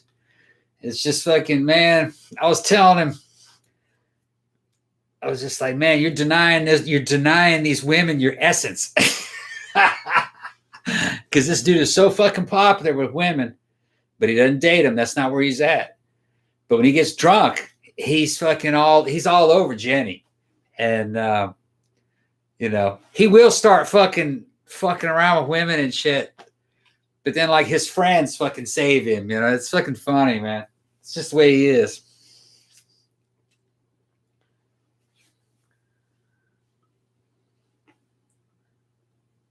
What's Toby's number? I don't have his phone number, man, but I can get you in contact with him. You're taking those, Zach. You can't be cheating on your Jewish boyfriend. He'll fucking come at you with a gang of lawyers or some shit. That was quick. She's as quick as a man. What'd you think I was doing? I don't know what you were doing.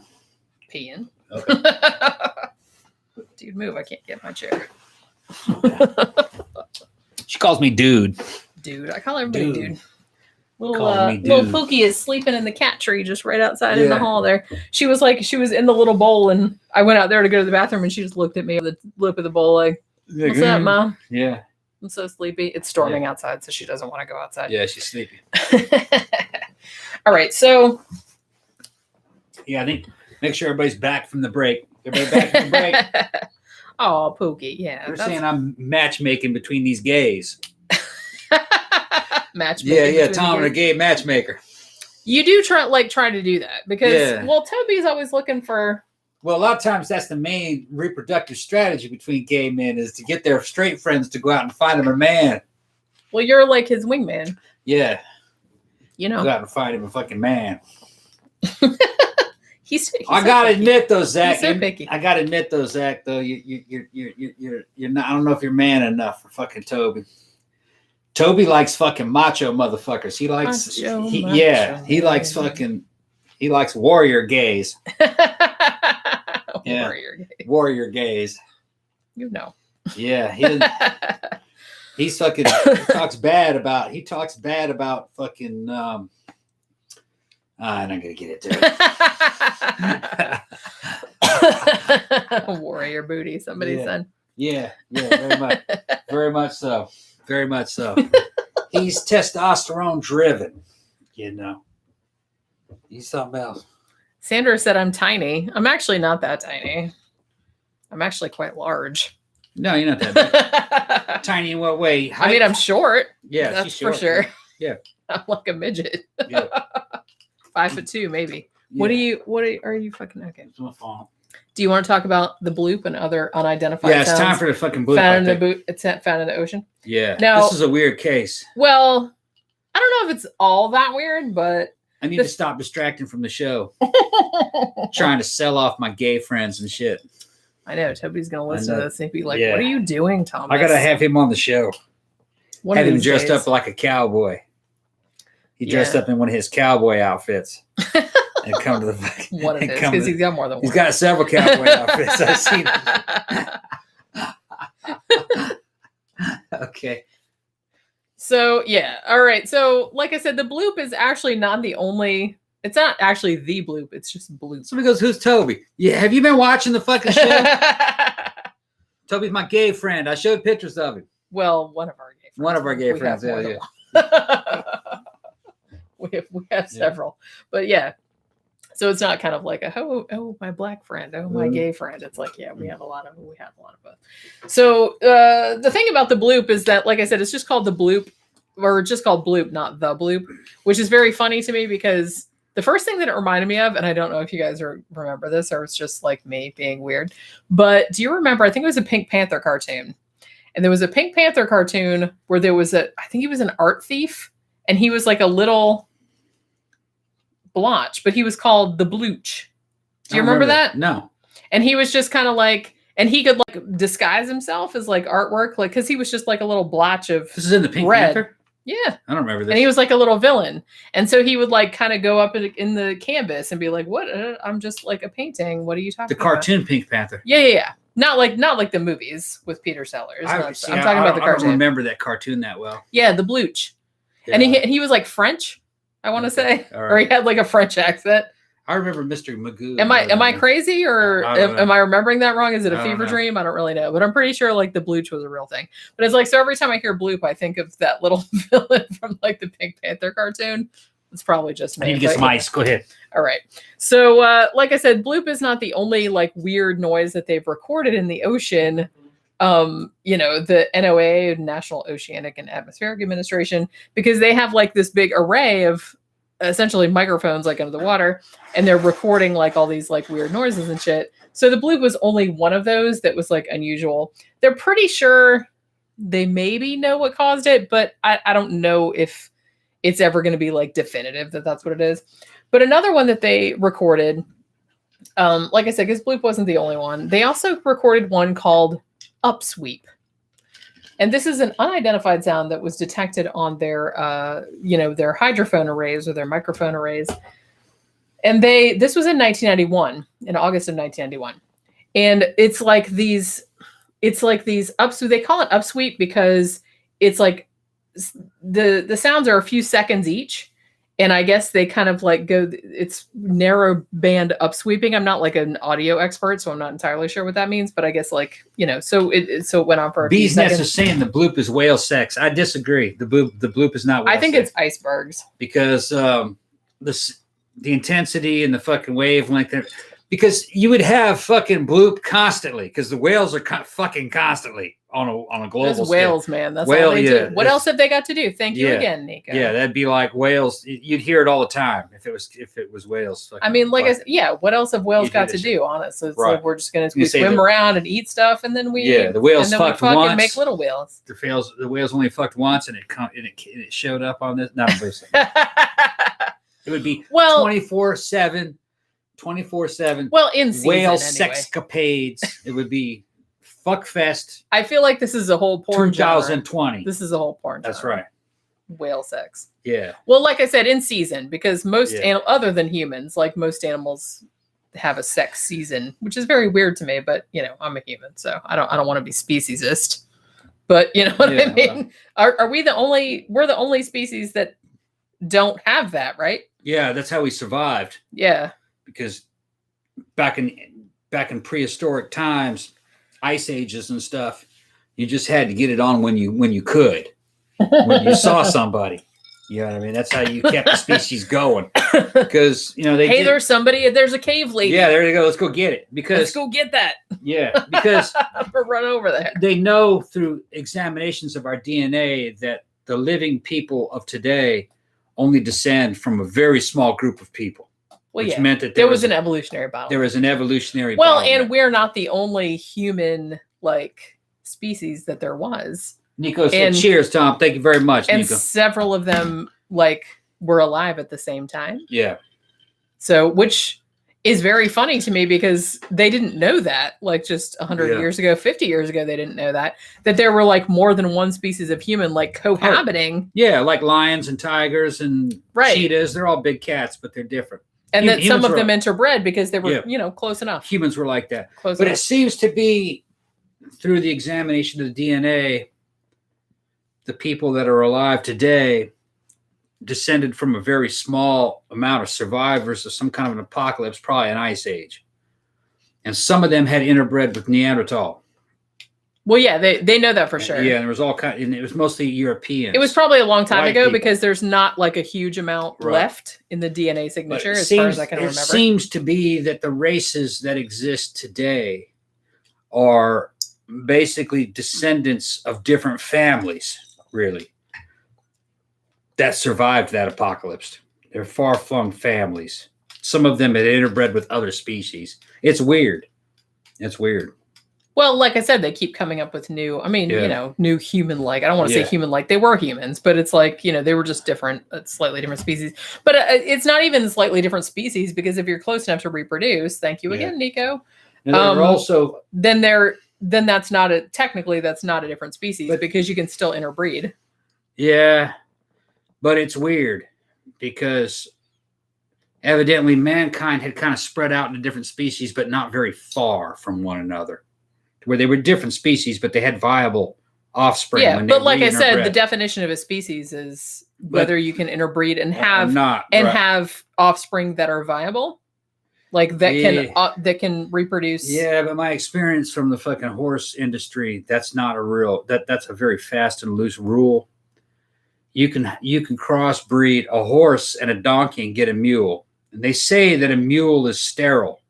But not always. Most of the time, sometimes most it of can. the time they are. Sometimes a mule can. Just because it's been such a long time since, it just depends on it's still in that gray area where it could go this way, but it probably will go that way. Every now and then, a mule can breed back in with a horse, which means that if you don't watch it in the horse breeding world or in the horse world, it's possible that you might accidentally create horses that have donkey DNA in them. Yeah.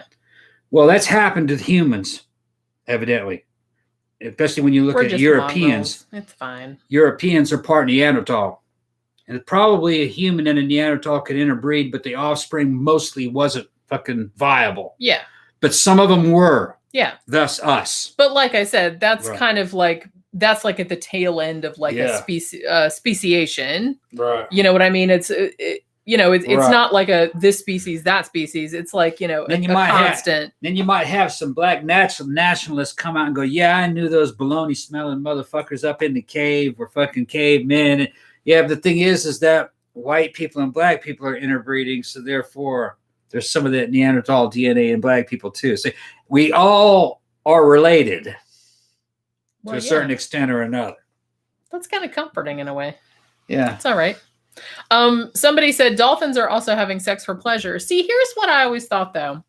I always feel like probably all animals are having sex for pleasure because I don't know, like they're driven to it. Well, considering see a like cat in heat. Well, considering how like however far down, the evolutionary chain you want to go, let's say that. So I do feel like, do animals like cats, dogs, whatever, do they have an understanding that when they have sex, they are reproducing? Do they understand that? Or do they just understand, hey, I got to fuck something? So I would argue that all animals are having sex for pleasure. Yeah, they are. Because I don't think that they are fully cognizant. That's what's driving them. That's what, I'm not saying that they don't know that sex leads to reproduction. No. But I'm just saying that they're not really thinking about it to the extent that we would think about it. All you have to do is just watch. That's all I'm saying. All you have to do is just watch cat and heat try to fucking get on you. You tell that's well, yeah, they will just hump your leg. Yeah, that's lust. We took some, and you guys will find this very funny. So Pookie went into, she had an appointment to go get fixed. Yeah. And about a week or two before the appointment, she went into heat. Yeah. And we get rid of her. We took a video of it. Yeah. It's like I felt so bad for her. Yeah. She was just like, she was on the kitchen floor and she was like making this terrible, it was like, kind of, she was just like sticking her butt up at us and stuff. And I was just like, oh my God, I feel so bad. Nothing we can do about it. But it was so funny. Yeah. And I ended up, I think I called the video Little Pond Fart. Yeah. She's going to Pond Fart like the Vulcans. That's what I named the video. Yeah. I don't remember if I ever posted it anywhere, but it's like, because I felt so bad. But I'm like, you're going to get fixed in 2 weeks. It's like, please just like hang on until then. And it's like, I felt so bad. But yeah, so I would argue that all animals have sex for pleasure because I don't think they know. I also could argue that contrary to what I used to believe and what scientists used to say when I was a kid, I believe pretty much all mammals are conscious. I think that birds are conscious. They're not for sure. They're not very intelligent all the time. But well, it depends on the type of bird. Depends on what you call intelligence. They know that they are. They have a feeling of being. They know that they exist. I do think that to a certain extent, mammals and probably a lot of bird species are self-aware. Yeah. At least that. I mean, I think that there might be more, an argument to be made for quote unquote. When I was a kid, they were said that only humans really I don't believe were conscious, and then they were using mirrors as tests, and chimps could pass it, some great apes could pass it. But I think dogs and cats they just react differently to a mirror. I believe they know they exist. Well, the thing we were kind of interested to see how Pookie would react to a mirror, because like I said, that seems to be like the go-to self-awareness test, like when they're testing self-awareness in animals. And I've seen like videos of cats, dogs, whatever, and some of them react to a mirror as though it's another individual and like they want to fight it. Some of them seem to know that that's them. Pookie reacts to it like she looks in it. She will look at us in it. Like if like our bathroom mirror, we have this big like wall size like mirror in the bathroom. And if you look in the bathroom mirror, you can see somebody sitting on the bed in the bedroom. She will look in the mirror in the bathroom and see me sitting on the bed. And she just looks and she acts like it's normal. So she treats the mirror like a human would treat the mirror. Like it's no big. Sandra said that sex for female cats is painful, so they're not doing it for the pleasure. I disagree. Well, I don't know. Because you have to understand that it's kind of like BDSM. Those people, they're driven to do it. Just because it hurts doesn't mean they don't like it. Well, I could show you couples where this is true. Well, that's okay. True. Sometimes just because it hurts doesn't mean they don't like it. It's because and all animal sex basically, when you look at these animals, if you were to try to judge it by human standards, it's rape. So it's immoral. It is. But particularly in ducks. Yeah. Go watch that shit. But the thing is that you're projecting human standards on them. They're not humans. They're animalistic. Their fucking sex is like BDSM. It's also very brief. Yeah. It's just like BDSM. They don't really know what happened. They don't understand it, but they're driven to do it. I don't know. I feel like maybe they understand it, but it's just kind of like, well, that's how shit goes. They don't read into it. They're not. And then they just go about their day. They're not. Well, that's what I mean. They're just like, well, that happened. They're very simple. They're very simple. They're like, guess I got to go find some fish now. Yeah. Like I said, the whole duck thing. If you guys have never seen like ducks, like don't Google that. But seriously, because there's like an arms race going on between the male and the female ducks because the males have like that corkscrew shaped penis. Yeah. Which, like I said, don't Google it. Shit comes out like a damn. And so mollusk. the female ducks have like tried to evolve this kind of like, it's like the reverse corkscrew, but it's also kind of like, So ducks are not cool animals. Ducks are rapists. Male ducks are rapists. Yeah, but the thing is that birds and dinosaurs are very different from us. You got to look at fucking mammals. Fucking mammals are a lot closer to us, including cats, dogs, big cats, fucking wolves, and fucking shit. Even elephants, they're a lot closer to us. You can understand their behavior. Well, a lot of mammals, particularly, and even some birds. And somebody mentioned upstream crows and ravens. I've read several books by ornithologists that like raised crows and ravens. Crows and ravens are actually, or the corvid group, are actually a lot more intelligent. Thank you very much, Sultana. Thank you, Mrs. Sultan. Where's the Sultana from? But yeah, so crows and ravens are actually like much more intelligent than some monkeys, even some apes are better at problem solving than some apes are.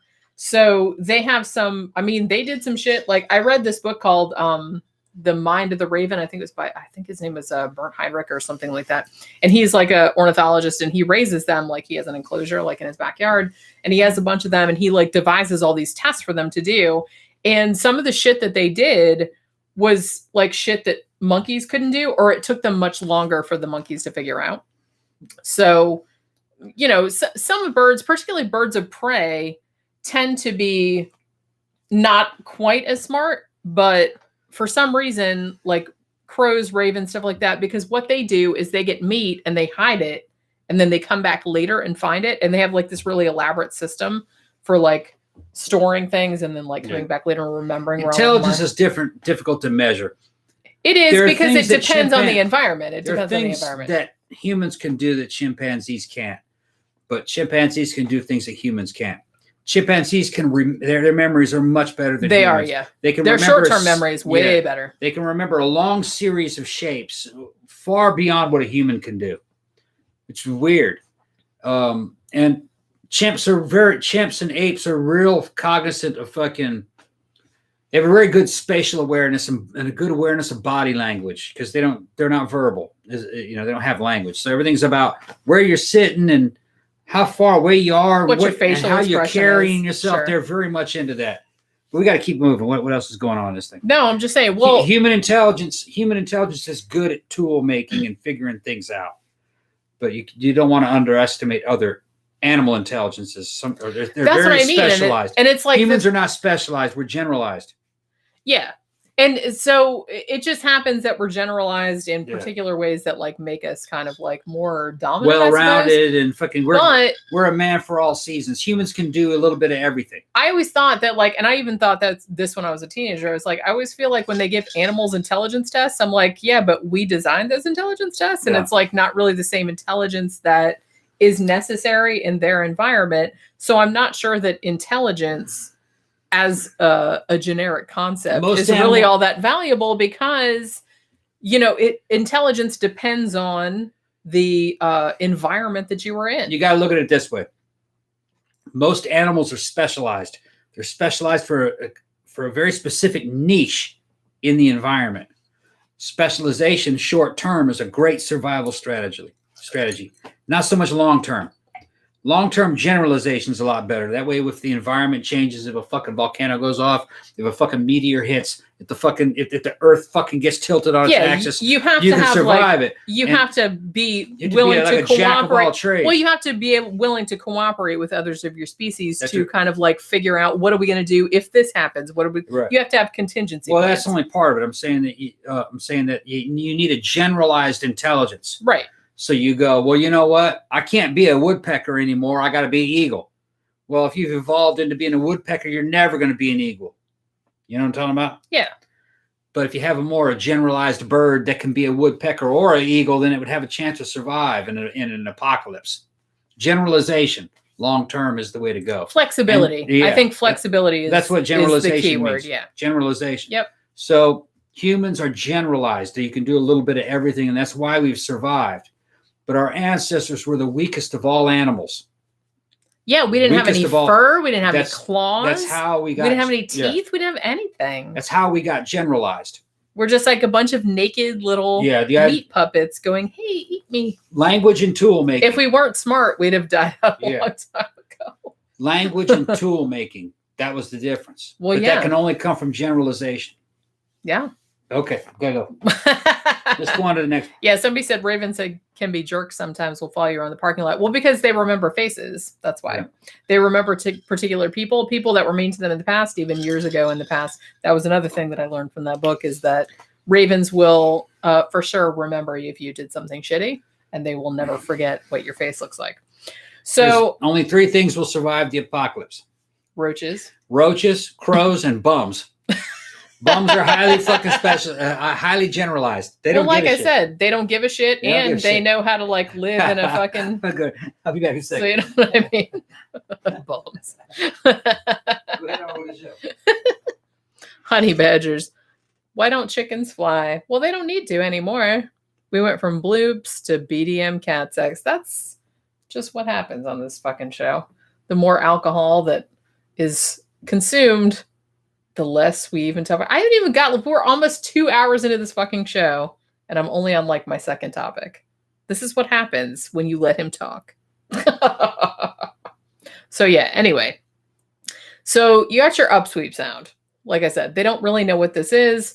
If you guys even remember what I'm talking about, this was first measured in 1991, and it's kind of like this weird auditory like upsweep kind of sound, several seconds at a time.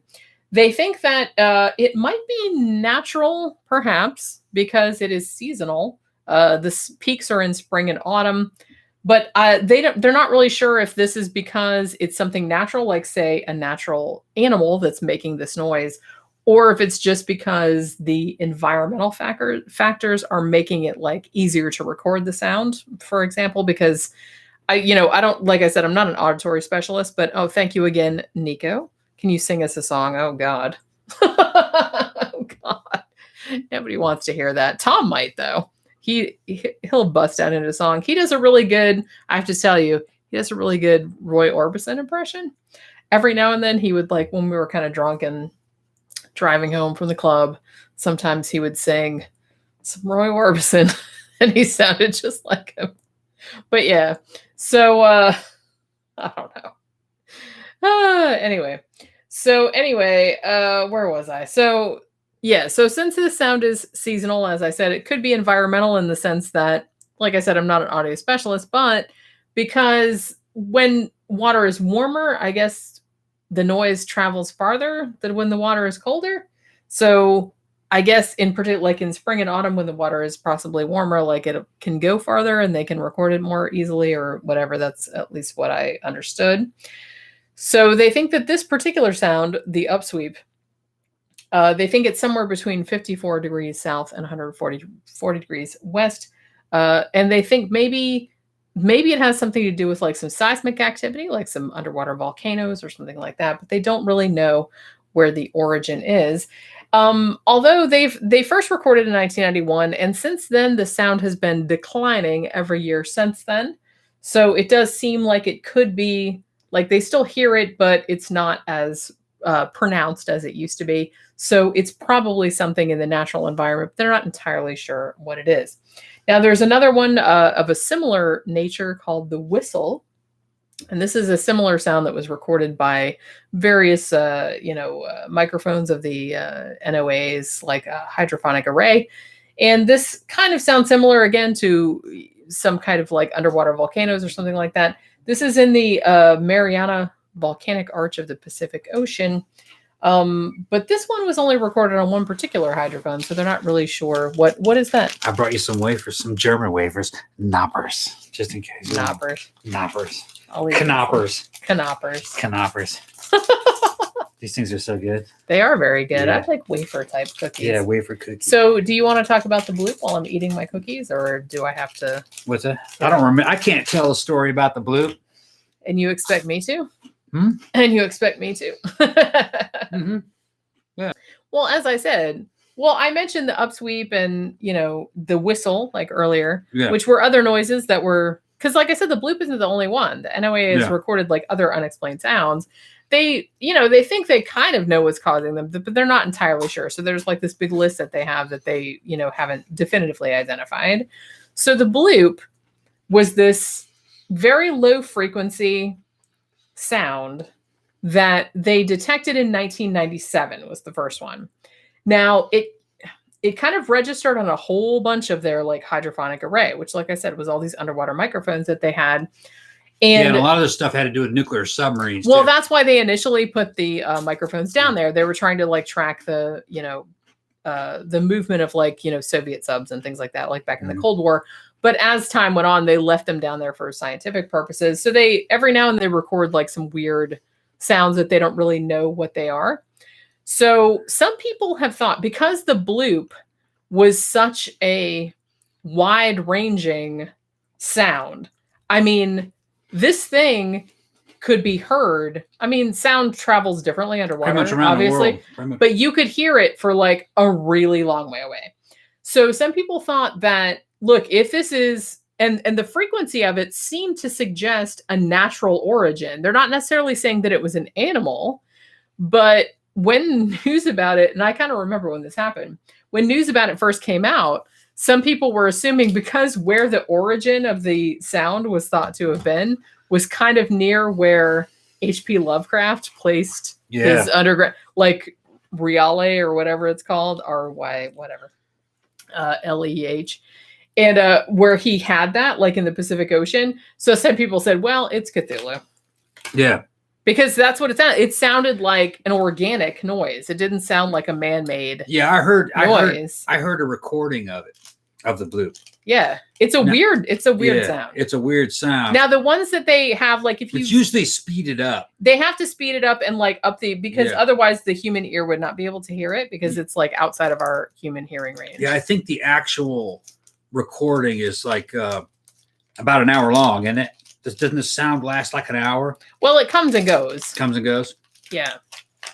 Yeah, but but usually when you hear it on the internet, you hear the sound in a few seconds. But actually it was like, I thought it was an hour worth of sound compressed, maybe a few minutes. It's been a long time. It was a couple minutes. Mm-hmm.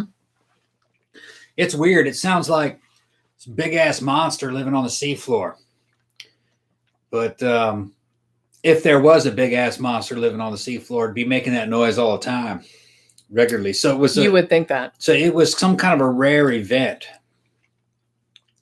I was thinking that maybe it was something like a big old ice shelf breaking loose on Antarctica. That is the most common explanation nowadays, because they do have some other noises that they are pretty sure were like ice shelves moving over land, or like ice shelves breaking off and like in the water. Like, cause like I said, they have these microphones pretty much everywhere in the Pacific. And so they have recorded noises like this. So the Bloop, even though it's not definitively, figured out what exactly caused it, that is kind of what they're leaning toward, because the frequency of it, because, the way it kind of presents itself is very similar to the same sound as like fucking... Some people were thinking it might have been some kind of gas pocket being released from the bottom of the ocean through a big cave, or I don't think so, because you'd hear it quite often. I think it'd be a regular sound. It was something that happened only once recently, and you'd have to match up the time and the date when this sound happened with some kind of satellite photo. to see if a crack appeared somewhere on an ice shelf. I think it was something big, whatever it was, something geological. And it wasn't repeated. That was another thing. It wasn't repeated, and it hasn't been heard since. It was like a one-off, or at least one-off in terms of a human lifetime or on human scales. So it's kind of like, well, the thing is, it could have been something geological too. They thought that it probably was. They said that this is not anything. It's like, it's not a bomb. It's not. And they said, it doesn't look like a volcano. It doesn't look like anything like that. Like I said, you could hear it for more than 3,000 miles, like square miles. Like might have been a crack in the crust of the earth. That's, like I said, they haven't proved it, but that's kind of what they're leaning toward, because it is, you know, the amplitude of it, like the way that it looks like on the audiogram, that is very similar to other shit that they've recorded that they know was like an ice shelf moving across land, or like an iceberg breaking or something like that. And because it wasn't, it's just that for a long time, they're like, well, this has an organic source. It's not like a bomb. It's not an earthquake. It's not anything like that. So because it just happened one time, it was super loud. And so a lot of people kind of ran with it and were like, oh, it was aliens, or it was this gigantic like behemoth that like lives under the ocean that we don't know about, and shit like that. Which I'm not saying that there's not some scary shit like at the bottom of the ocean that we don't know about, because I'm sure there probably is, because the ocean is horrifying. The thing is, let me talk about the ocean real quick. The problem with the very deep regions of the ocean, as far as we know, there isn't any plant life there. Like there's nothing really growing on the bottom. And for something to be very large, to be living deep down, there has to be like a really fucking lush ecosystem to keep it fed. There is some big shit down there. Oh, yeah. But it's mostly things like giant squid. And they'll evidently latch on to stuff, you know, fish, maybe even whales. I don't think they eat whale. I think whale eat them. They found whale with a bunch of... although, didn't they find that one? It was a whale, or it was a gigantic shark or something. And didn't they find it like washed up on a beach, and it had like big ass fucking bites sticking out of it? Yeah.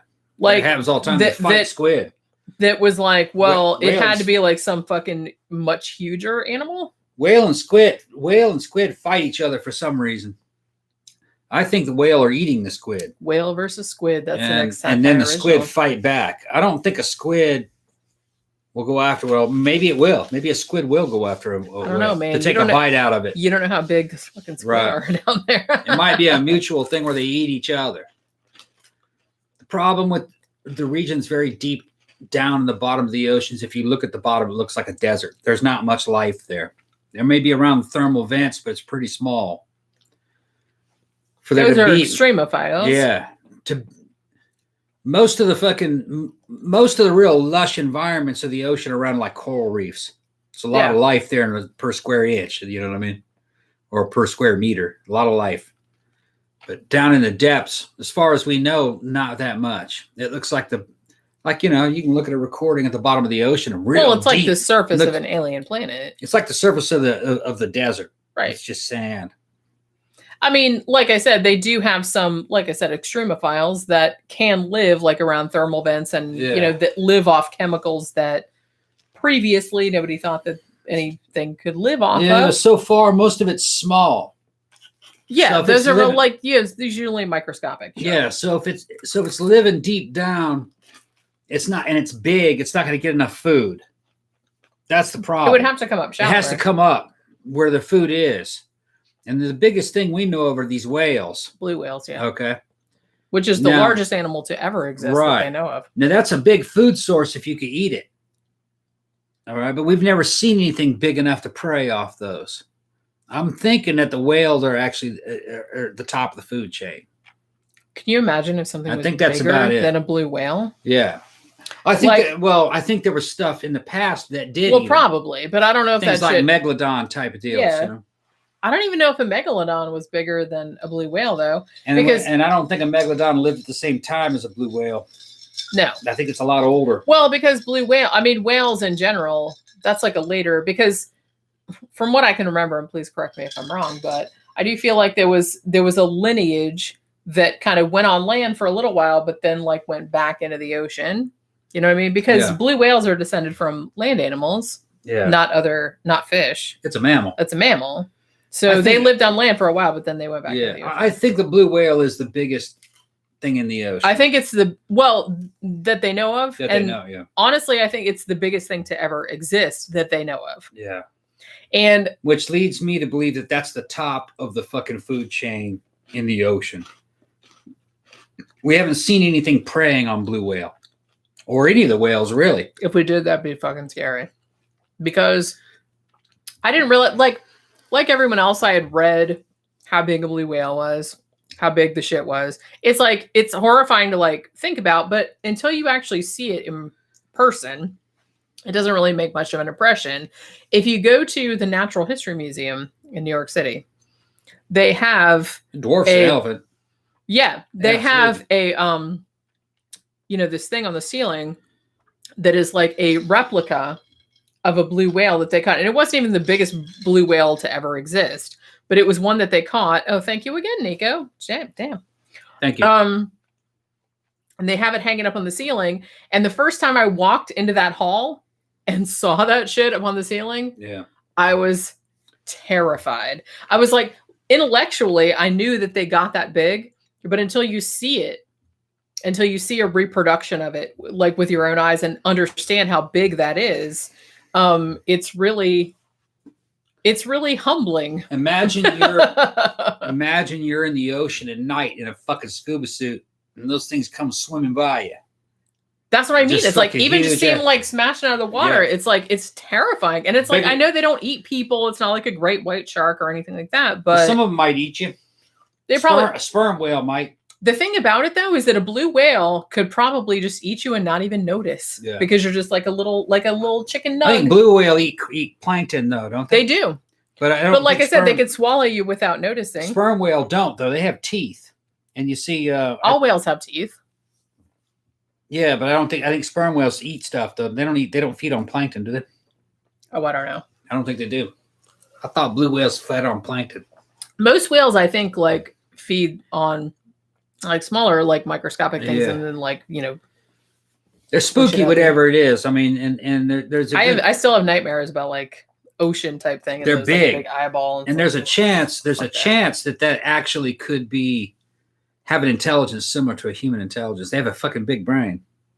Yeah, whales are actually very intelligent. And like I said later in the show, I kind of want to talk about a beluga whale that kind of talked like a person. Okay. And some other shit too. But yeah, I've always found blue whales, I find them like fascinating, but also kind of horrifying because Nico says as just because they're so sailor, I can tell you tan squids eat whales for sure. That's weird. And like I said, I'm pretty sure I've seen whales like dead whales washed up on beaches that had like what looked like squid marks on them. I was never really sure. I mean, people were saying that they had squid marks on them, but were the whales trying to eat the squids? And then the squids were just fighting back. With Although the if they didn't find the squid in the stomach, and then, or could it be that a squid will take a bite out of a whale? There's big fucking giant squid down there in the bottom of the ocean that we've never seen before. No, I'm saying a squid might be able to take a bite out of a whale and then run off. I mean, a fish will try to do that to a human. True. It's like, hey, I'm just going to get a little morsel and I'm going to go, bye. Yeah, I was snorkeling in the Gulf of Aqaba in Egypt, fucking most beautiful fucking water, you could ever imagine. I mean, you could see the bottom 50 feet down, all right, around those reefs. And when your back is turned, these little sergeant major fish will come and try to take a fucking bite out of you. Yeah. And then they run off like they got away with something. Well, they're just like, look, it's like a big thing of meat. Like, just they try to take a bite and then they turn around and they run away. Yeah. The meat's moving. So, like, get out of here. They don't have enough teeth to take a bite off, but they try.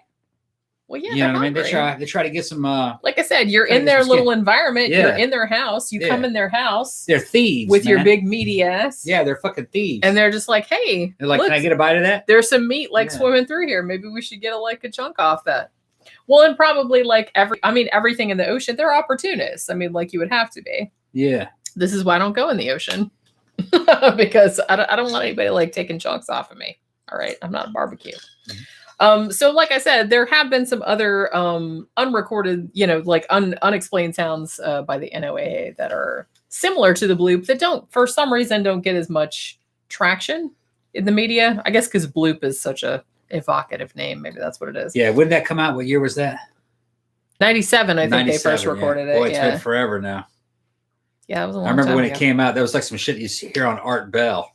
Like I said, yeah, because it was like, oh, it's Cthulhu. Yeah, Art Bell was hyping it. It's a sea monster. Like a sea monsters. Well, because initially they did say, I think people took the fact that they said that it was organic and ran with it. Right.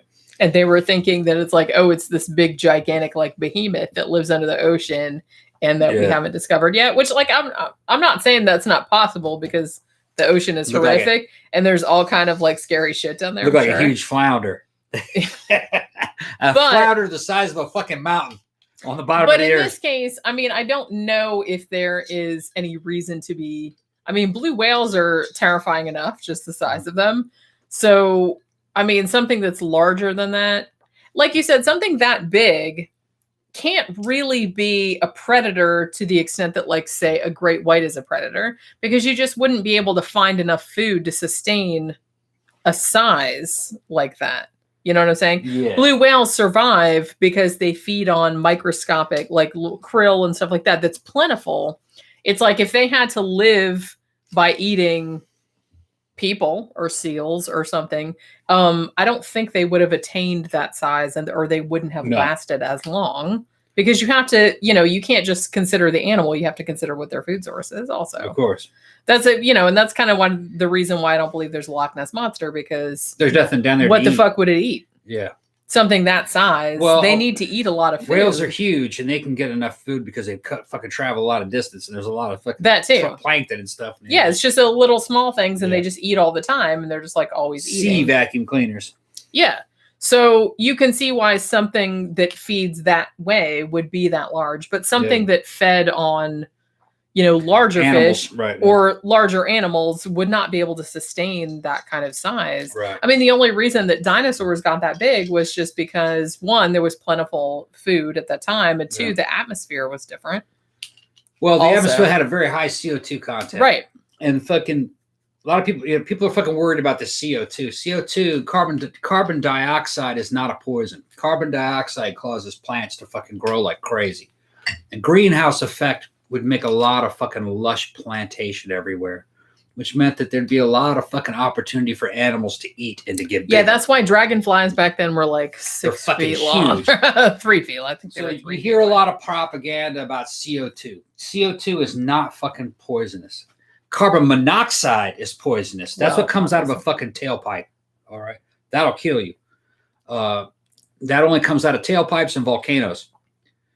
So if you were to increase the CO2 on the earth, it actually would become greener and more lush. Unless you continue to increase it, eventually become like Venus. So no one wants that. So there's limits to everything. I don't like hot weather, so I don't want it. It would become tropical everywhere. And in the dinosaur age, it was tropical everywhere. Well, yeah, that's why everything got big. And everything got huge. There was a lot of plants. Because it was big, giant plants. The biomass exploded. The insects were enormous. Yeah. And the trees, the biomass increased a lot. Can you imagine how big the roaches would be at that time? They were big. That's what I mean. They were bigger than an iron. Yeah. They were about that big. They're big enough. They were the size of a horseshoe. They're big enough as it is now. So yeah. No, and so there was a lot to eat. We're actually living in the end times of the planet's fucking evolution. It's very meager. The food sources are meager today compared to what they were. People have fucking crazy standards. They think that never mind. They think that this is the way they think this is the way the earth is supposed to be, and that the environment's supposed to stay like this. Well, it sucks now. This ain't shit compared to the way it was 150 million years ago. Well, it depends on your then. It depends on your perspective. Depends on your perspective. If you're not a giant, diplodocus, just because then it sucks for you because this is not the environment that you want to live in. Just because we evolved to survive in this environment, from our point of view, we think this is the way it's supposed to be, and it's not. Well, the thing is though, that we have the power to fix it too. I wouldn't fix it. I'd let it go. I'm not saying fix it. I'm just saying make it more kind of conducive to our survival. I don't think that's a problem. I think that Earth's population is going to decline anyway. Well, it may. Technology does not require the population that you have now. We're heading to a post-human world. The only reason why the population is the way it is because the Industrial Revolution allowed a baby boom, which allowed for a large population. And this was encouraged because the robber barons that own the world thought they needed a bunch of people to work in their factories. So they allowed our ancestors to be born. But now that technology has made us obsolete, they will reduce our population. It's just like out of fucking Ridley Scott's fucking Prometheus. You know what I mean? The robber barons are creating us kind of like the way you would create androids, where they're workers. But they don't need us anymore, so they're going to erase us. Yeah. That's what I believe. Humans are. Yes, irrelevant. They're going to erase us. They don't need us anymore. That's what a lot of this is about. We're their versions of androids. But why make androids when you can just encourage the birth of people? Well, it's hard to make androids. It's too hard to make androids. Yeah. It's hard, and it's well, they're going to replace us with androids eventually. Fucking AI, fucking superior androids, because they will behave, and they don't need anything. It's probably more efficient. Honestly, it's sounding better. Eventually, it'll be just like. Humans are overrated. It'll just be just like Zardos. You'll have a bunch of fucking hedonistic motherfuckers living in a central city, penises, worshiping with a giant penises, stone and then sending stone heads out, going, "The penis is evil, the gun is good," and giving high scores to dudes who rape. Have you guys seen Zardos? It's gonna be like that. Zardos. You guys are going to see it. That's what's happening now, man. They're bringing in Zardos right now. Okay. I hope I have my fucking little G-string like Sean Connery. Yeah, my Sean Connery G-string. Sean Connery was in that. You like that, yeah. What's that? Oscar winner. Did he wait, did he win an Oscar? I don't know, but he must have at some point. That same director did Excalibur, which is a fucking awesome movie. I fucking love Excalibur. I watched it. I kind of like Zardos too. Zardos. I'm gonna get Zardos. It's like, terrible, but in a really compelling way. Yeah. I mean, the idea behind it is so. It's a very prophetic movie. Well, I don't know if I'd say that, but the idea behind it is so ridiculous. Yeah. That you can't help but watch it because it's like, thank you again, Nico. That's right, damn. Nico. Whenever I start talking crazy, you give me money, man. You're gonna keep me insane, bro. See, his craziness is my craziness. It's a money making. It's a money making enterprise. You should do your own offshoot show where you just like rant. Yeah. You'd probably like that, actually. Yeah. But what was I saying? So anyway, like I said, the bloop is not the only noise like this that has been recorded that they don't know how to explain. There was also one called Julia, which was very similar, and they recorded it in about the same area. This was about 15 seconds long, and they could hear it over the entire equatorial Pacific Ocean. Very similar, and like I said, just like in the case of the bloop, they probably think this has something to do with icebergs or some icebergs or crack ice moving, because they said that's kind of the only thing. It was something big. Yeah, they said it has to be organic, just like the way that the audio comes across. They're like, it's not anything man-made. It's not a bomb. It's not anything like that. But they don't think it's an animal just because it's way louder than the loudest animal known, which is the blue whale. Which does have a very loud call, but they know what that sounds like. And they're like, a sound like this that can extend over 3,000 miles. It had to be something. They're like, if that's an animal, that's a really, really big animal. I think it had something to do with plate tectonics. It probably is most likely that it's something to do with ice shelves moving, ice sheets moving, like some kind of icebergs cracking or something like that. There was another sound too called the slowdown, which was also recorded in 1997, kind of same area where they recorded it. Also probably a large iceberg. There was another one called the train, and that was also recorded in 1997.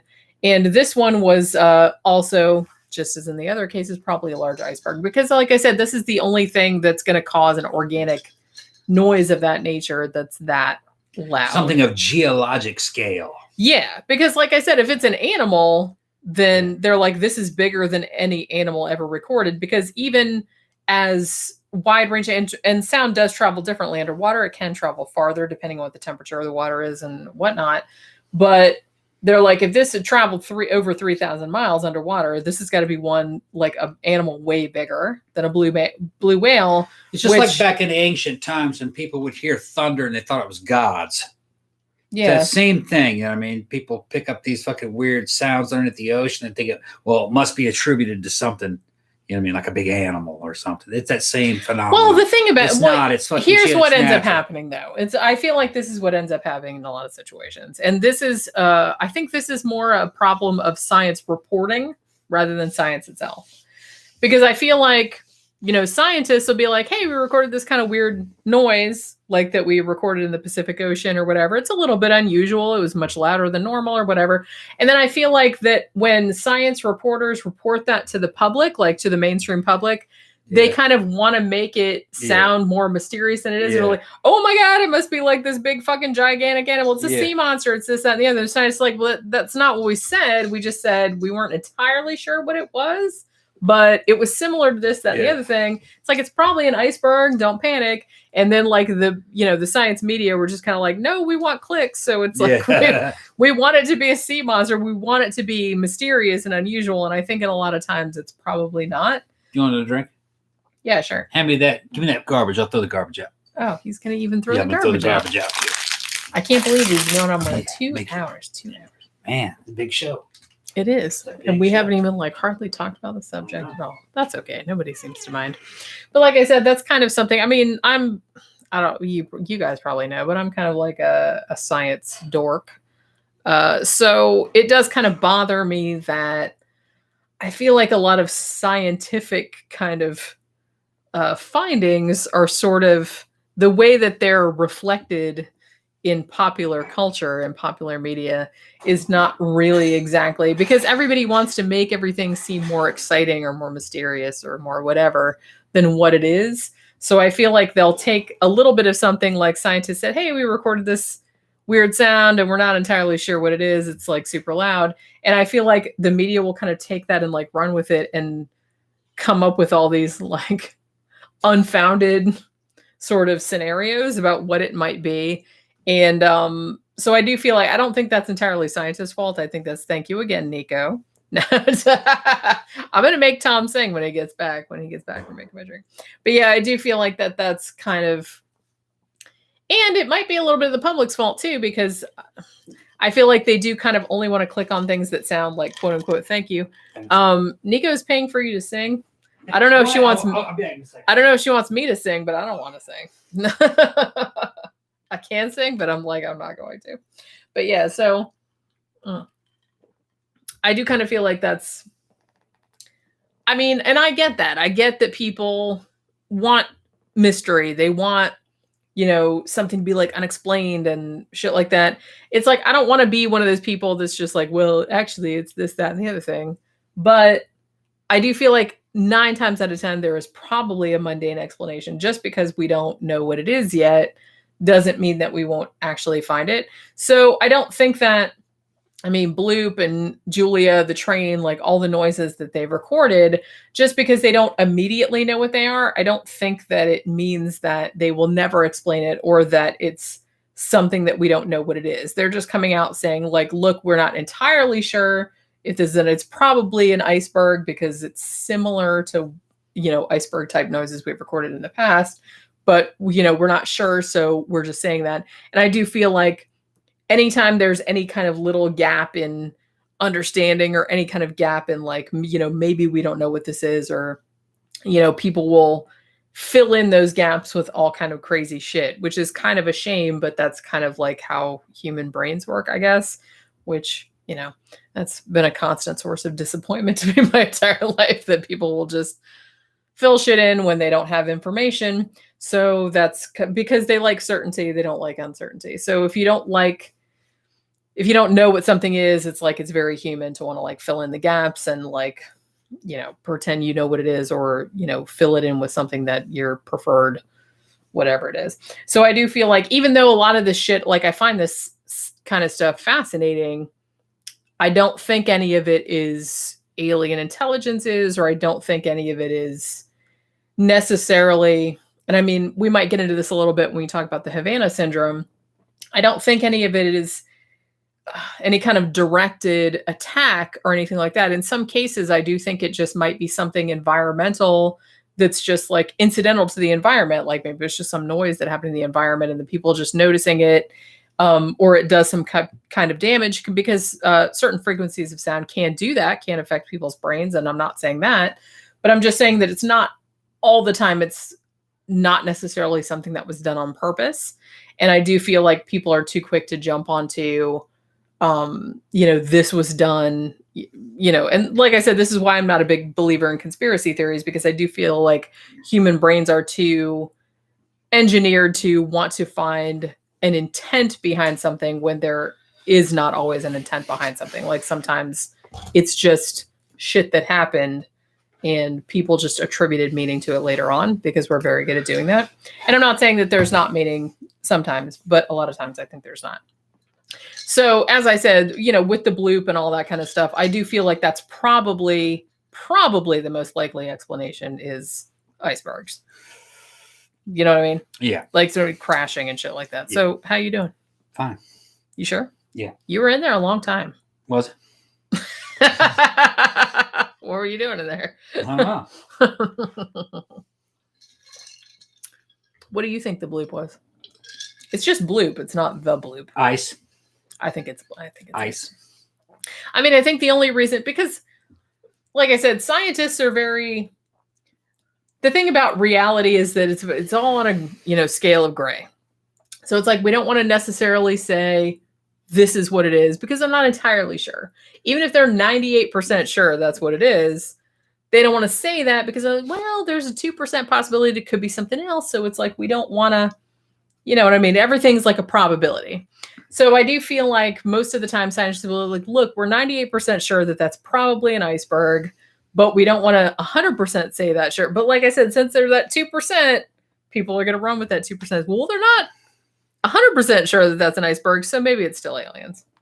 You know what I'm saying? I feel like that uncertainty. But that's the nature of science, and that's kind of the shitty thing, is that people that don't know a lot about science will take that 2% and then just like run with that shit and come up with all kind of crazy shit to like fill into that. But I do think, I mean, it's still fascinating, but I do think that there's nothing, I don't think it's a sea monster. But I do want to get into like some whale shit later on, because that's kind of fascinating too. But I do want to say there was another unexplained noise, a rather kind of similar to, what are you smirking at? Laughing at getting you, trying to make me sing a fucking James Brown song. Oh, you should. I said that you were good. I don't even know James Brown. I said that you were good at Roy Orbison. Remember how you used to sing Roy Orbison in the car? Yeah. You used to sing Roy Orbison in the car sometimes. A candy-colored clown they call the Sandman. Tiptoes in my room every night. And Dusty sprinkles stardust and he whispers, go to sleep, everything will be all right. I close my eyes and drift away into the magic night. Isn't that how that goes? As far as I remember, yeah. In dreams, I walk with you. I can't do it right now, though. I can't do it right now. I was going to ask you to sing. I'm not one to. I was going to ask you to sing "Crying," but in Spanish, just like in Mulholland Drive. That was not in Spanish. No, but in Mulholland Drive it was. She did a Spanish version. She did it. Yeah. I didn't know that. You never saw that movie? No. Okay. I did a whole review on that, but you weren't here, so it's like that's why. That's an awesome. Cause I've been crying over you, crying over you. See, that's what I said. Like, we come back from the club, we'd be a little bit inebriated, and he would be like, sing Roy Orbison, because I love Roy Orbison. I love all that shit. All right, so what are we talking about? Oh, somebody was talking about Pookie does her own version of Bloop, banging the window, running on the headboard. She does. We don't have a headboard, but what she does, one, if she's out of treats, she gets mad about that, so she bangs on the blinds on the window next to Tom's head. Mm-hmm. Also, she will, like I said, we don't have a headboard, but she will she always jumps up on the foot of the bed for some reason. She jumps on the foot and then she runs all the way up and then she steps across my eyeballs, like, or across your stomach or across Tom's nuts. and then she'll jump down the other side and be like, "Hey, my treat thing is empty." Yeah. So you might want to look into that. Yeah, she beats me up at night. She does. Yeah, she loves jumping. And she runs across me and like stomps. It's for real stomping. She knows. Well, she knows that's your balls. Yeah, so. It stomps my balls too. Yeah. Yeah. Definitely. I think she thinks it's funny. It's ridiculous. I mean, she doesn't do that. She'll run across my leg or across my stomach or across my eyes. Yeah. Like, because she knows that's because usually I have like a blanket over my eyes to keep light out of it, but she'll be like, like right in my eyeballs, like with the paws. Yeah. She's too cute to get. But she stomps on my nuts. She knows exactly. That's what I mean. She never runs across my crotch. So she knows that those are balls and that that's what she's stepping. She's got fucking cat. She's smart. She's smart. Well, she knows exactly how to target each one of us. It's fucking nuts. I mean, she's not dumb. Smarter than she looks. Yeah. I mean, we figured that out. I've never had a cat as smart as that. Yeah. She's like a child in how manipulative she is. Yeah, it's a trip. All right, so let's talk about another unexplained sound. Now, this one I had never heard of, actually, but I just found this one while I was researching. This is called the Forest Grove sound. Now, this took place in Oregon, Forest Grove, Oregon. This first started happening in February 2016. Now, this has been described from the people that have heard it as a quote-unquote mechanical scream. So a bunch of people supposedly heard this sound, and somebody recorded a video like where the sound was going in the background, and they posted it to Facebook. Now, other people that have heard it said that it sounded like, and this is some of the descriptions of it, they said it either sounded like a giant flute played off pitch, car brakes, or a steam whistle, or a bad one-note violin solo broadcast over a microphone with nonstop feedback, which seems a little specific. It's one note, or it's a series of notes? Evidently, it's just like one, because I saw a news report about it, and they played a sound. I don't know if it was the actual sound that they recorded, or if it was like an approximation of somebody making a sound that sounded like that.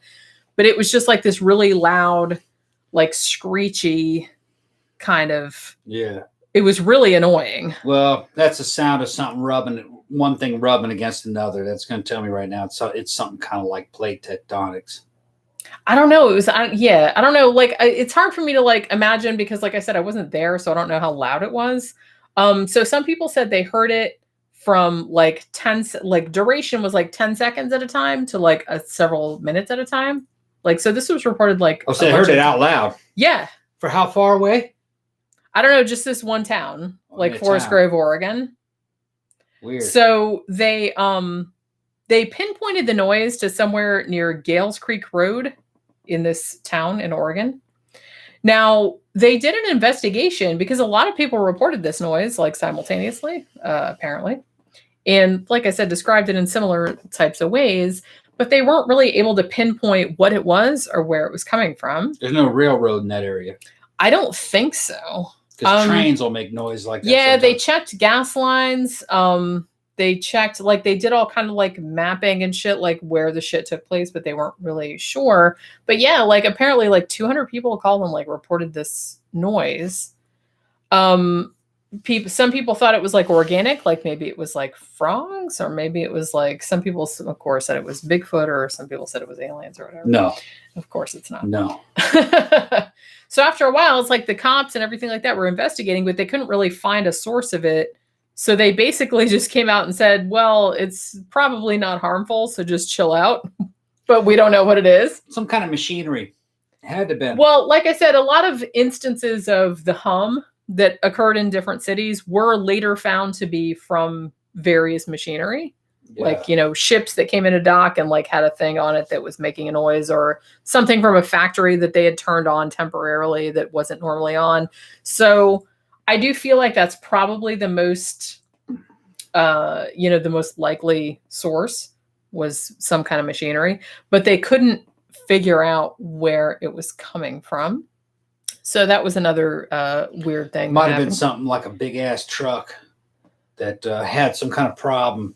Like a bad differential or something.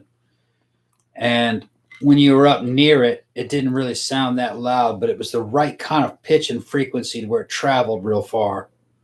Yeah, because something odd. I mean, the thing about sound is that a lot of people don't really think about it, but there is a whole thing where, I mean, there's a whole kind of subset of, acoustics, paranormal type of, investigation that says that infrasound might be responsible for what a lot of people are perceiving as ghosts, because infrasound in a certain percentage of humans can cause nausea, unease, a sense of being watched, hallucinations, various other things. So there have been documented cases like that, where there was some kind of infrasound source in the area that was causing people to see things or hear things or shit like that weren't there. So it's weird how you don't really, sound is like something you don't really think about, but it can actually physically affect you. Yeah, I mean, there's not enough information in this case. Like, how far was it heard? What was the frequency? What was the pitch? What did it actually sound like? It might have been, like you said, it might have been something like a weird truck that had a problem in a differential or in the brakes or just something crazy. And it gave off a certain kind of a sound that traveled real far. And only for a few minutes or a few seconds. And then it went, you know what I mean? Whatever the surfaces were that were rubbing against each other evened out. And then it changed the pitch, and then you could no longer hear it. And then people couldn't hear it, or it wasn't as noticeable anymore. Wasn't as noticeable. Because I feel like there are certain frequencies that maybe could travel better in the environment we're talking about. It might have been a real flat, or maybe like in a valley or something like that, to where there was an acoustic effect. Because there's a lot of things. It's like I said, this is something that a lot of people don't think about. Yeah, there are so many variables, because it could be like all these environmental variables that, normally that thing would be making a sound and you wouldn't like notice it. It wouldn't be a big deal. But maybe something else in the environment changed, and that made the sound more noticeable to you, like for whatever reason, like maybe it was like reflecting off of something that wasn't there before or something. Went to a museum one time, and they had these two parabolic dishes facing each other, but they had to be 100 meters apart. And once you got up on a platform, if you started talking, you could hear the other people perfectly on the other one 100 meters away. And it was just kind of like an acoustic effect. It's so weird. It's just perfect transmission of sound across a huge distance. Science like that. Is weird, y'all. So it might have been something like that. Some kind of weird effect, and it was just nothing but just a real common machine, a car or a truck. Yeah, and there was just like a perfect storm allowed it to factors that kind of allowed it to like amplify and carry a certain frequency out, and everybody heard it, but it only lasted a few seconds because the conditions changed. Something like that. Can we talk about too? Didn't like Mythbusters? Didn't they tackle the myth of the brown note?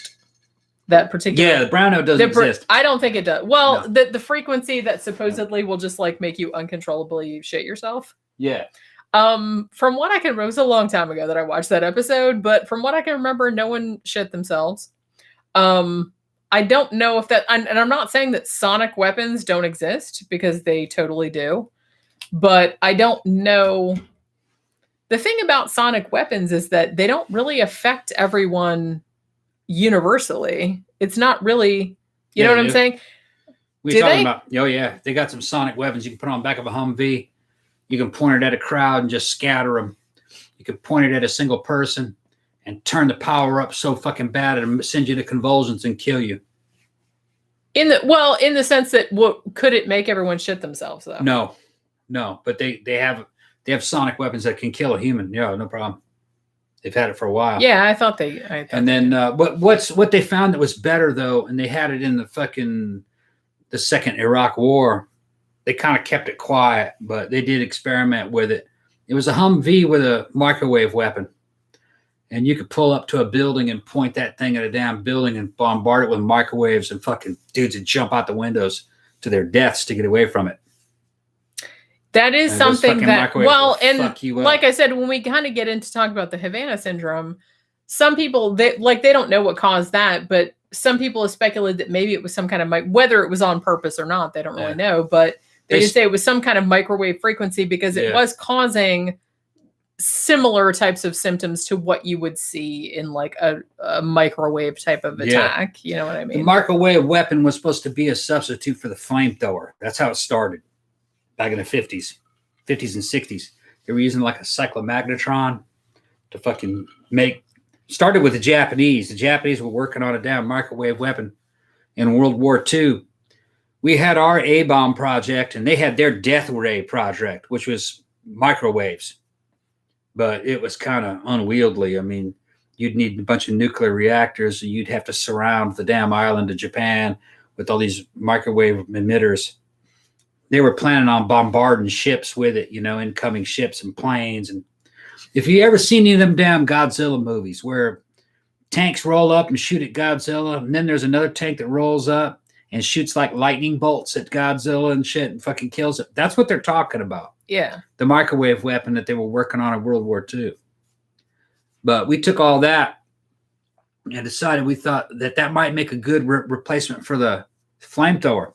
But it didn't work too well because you could bombard a fucking hallway or something with microwaves and most of it bounced back at you. Fucking ring your bell.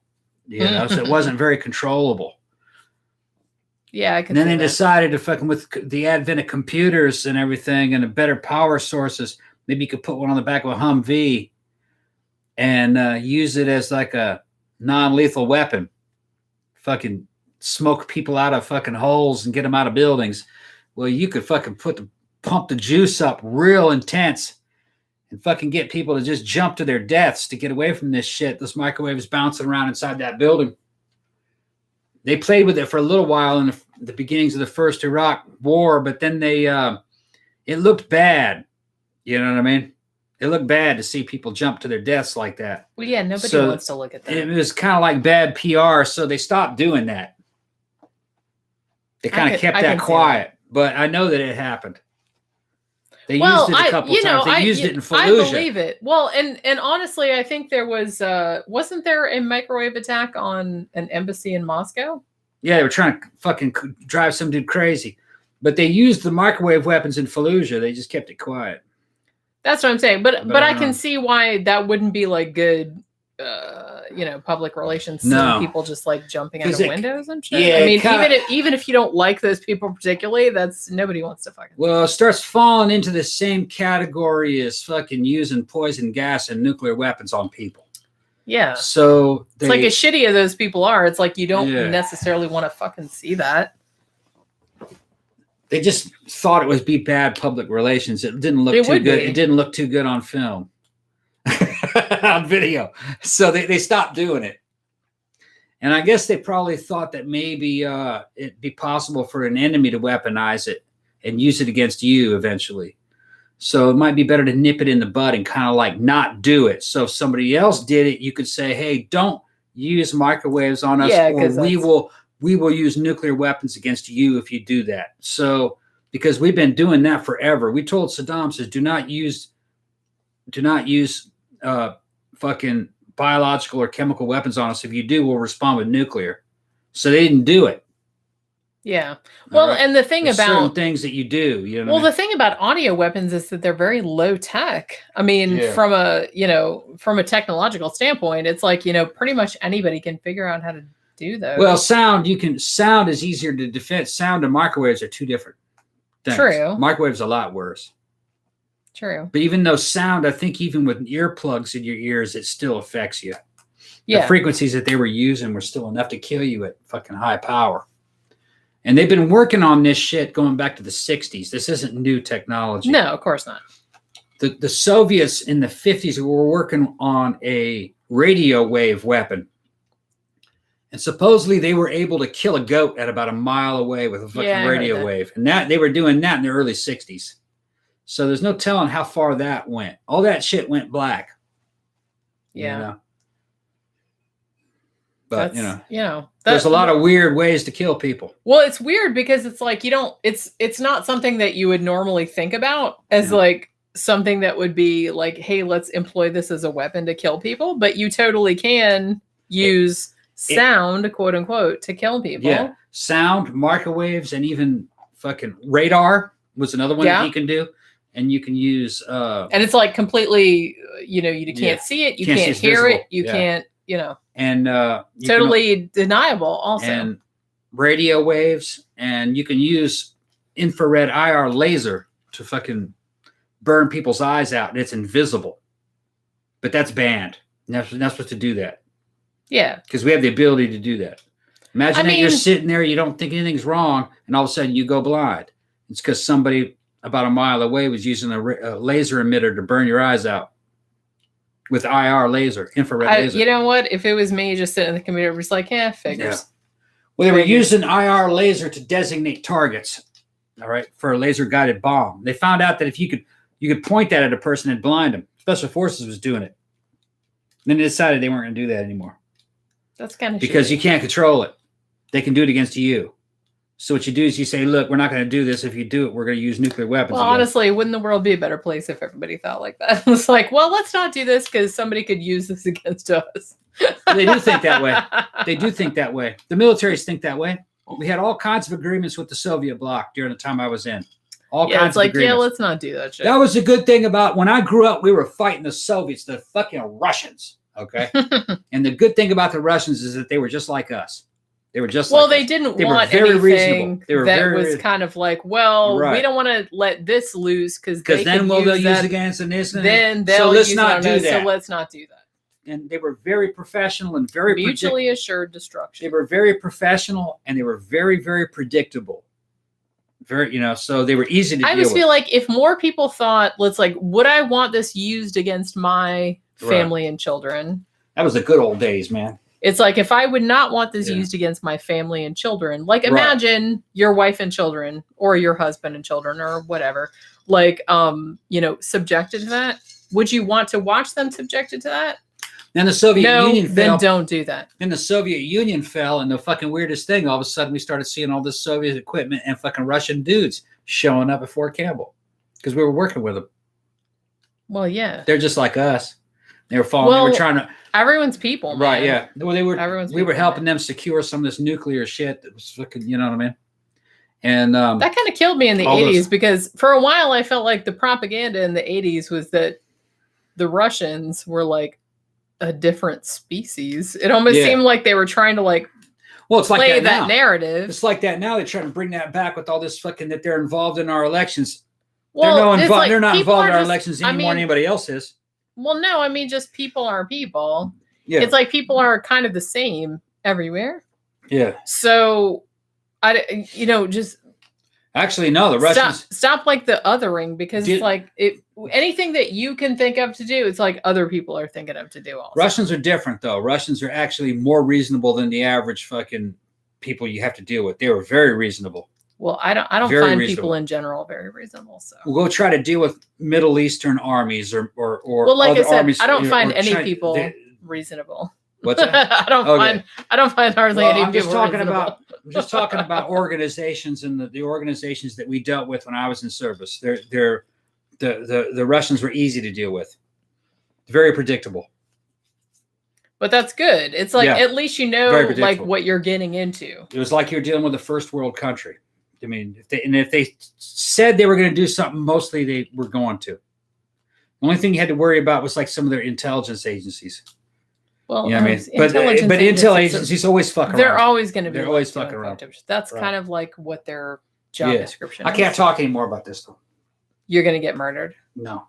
I'm not talking more about that. Okay. He's cleaning his glasses. Kind of clean my glasses, yeah. Do you want to talk about the Moodus noises? Do you know anything about that? What? The Moodus noises. Yeah, talk about it. Okay.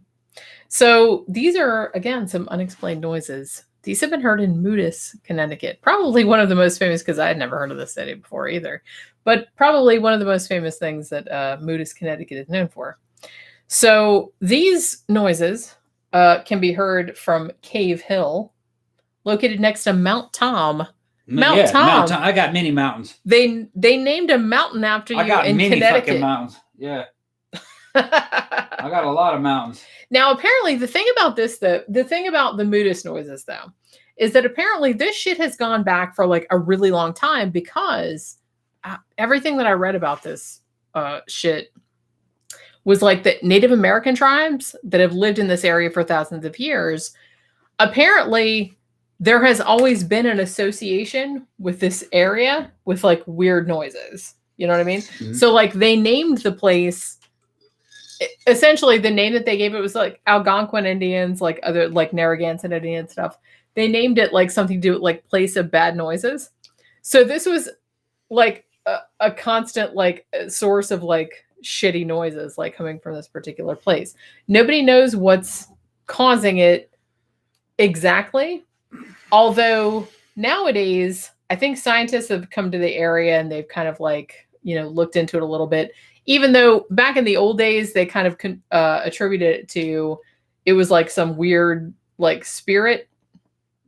Not necessarily an evil spirit, but I think like the Native Americans of the area thought it was like, because I feel like Native Americans have this thing where it's like, you know, Christianity, we have that thing where it's like everything's good or evil, but you know, other religions have things were more gray area.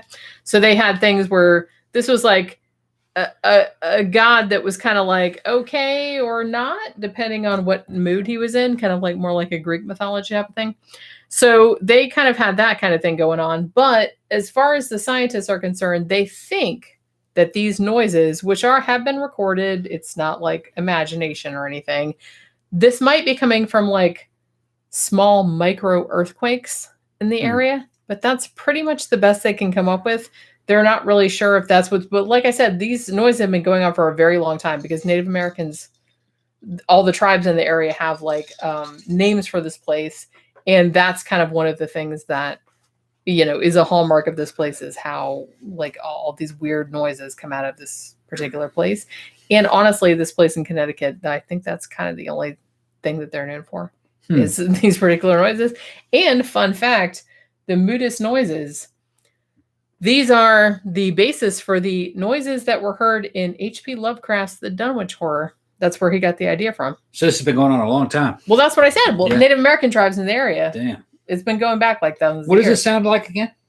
It's kind of like, I don't really know what it sounds. It's like kind of like a thundery, rumbly, crashy kind of noise. That could be anything. But it's been going on for like a really long time. Huh. Like this place is like known for these weird like noises. I mean, so much Maybe so. It's something with plate tectonics and underground caves. It could be, but like I said, it's kind of like, well, like I said, the scientists thought that might be micro earthquake, but it might be micro earthquakes. Maybe underground rivers, things like that. They say it's something geological. Yeah, is kind of what the weird. What the you know Let's thing see what is people now. saying. You know what I mean? Yeah. So Macamoodus, place of bad noises. That's what they call it. So what are you looking at? What they're saying. Talking about Russia and stuff. One guy said Russia's still trying to rebuild the USSR. No, the Russia is not trying to rebuild the USSR. They're trying to regain those old fucking borders and maybe like the power and prestige of what the USSR was, but they will never revert back to a fucking communist economy. It didn't make any money.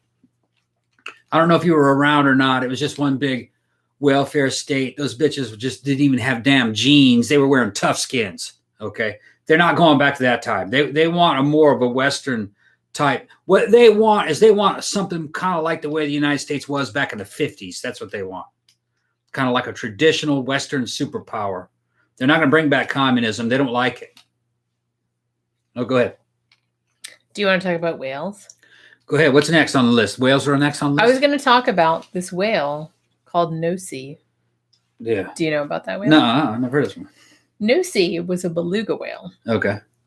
Now, he was initially captured by Inuit hunters in 1977 and was actually in captivity for 22 years until he died in 1999.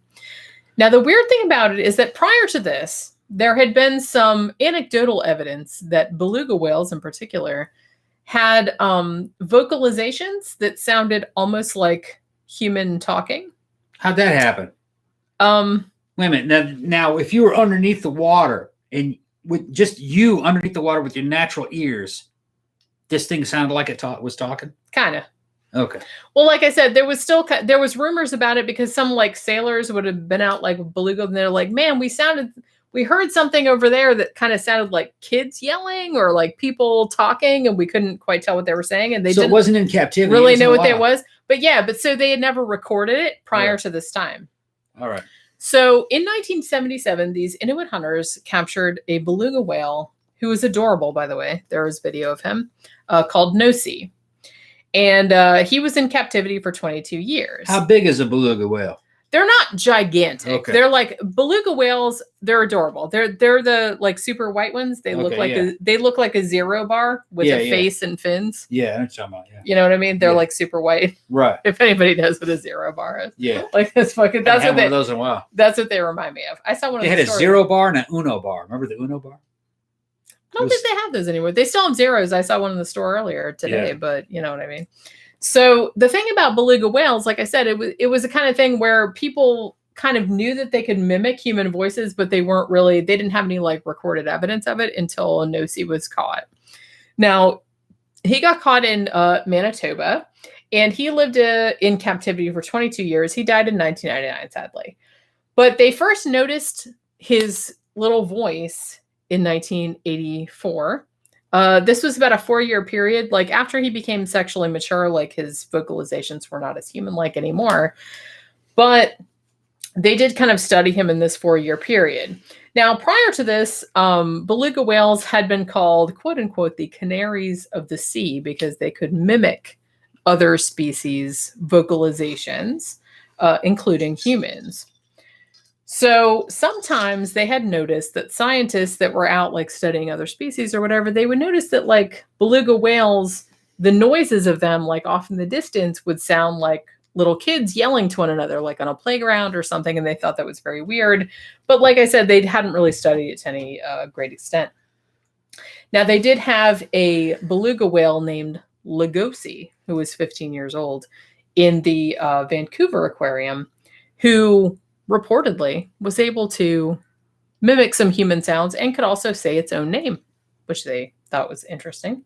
So that was kind of the first one to be, that was the first one to kind of like throw a spotlight on it.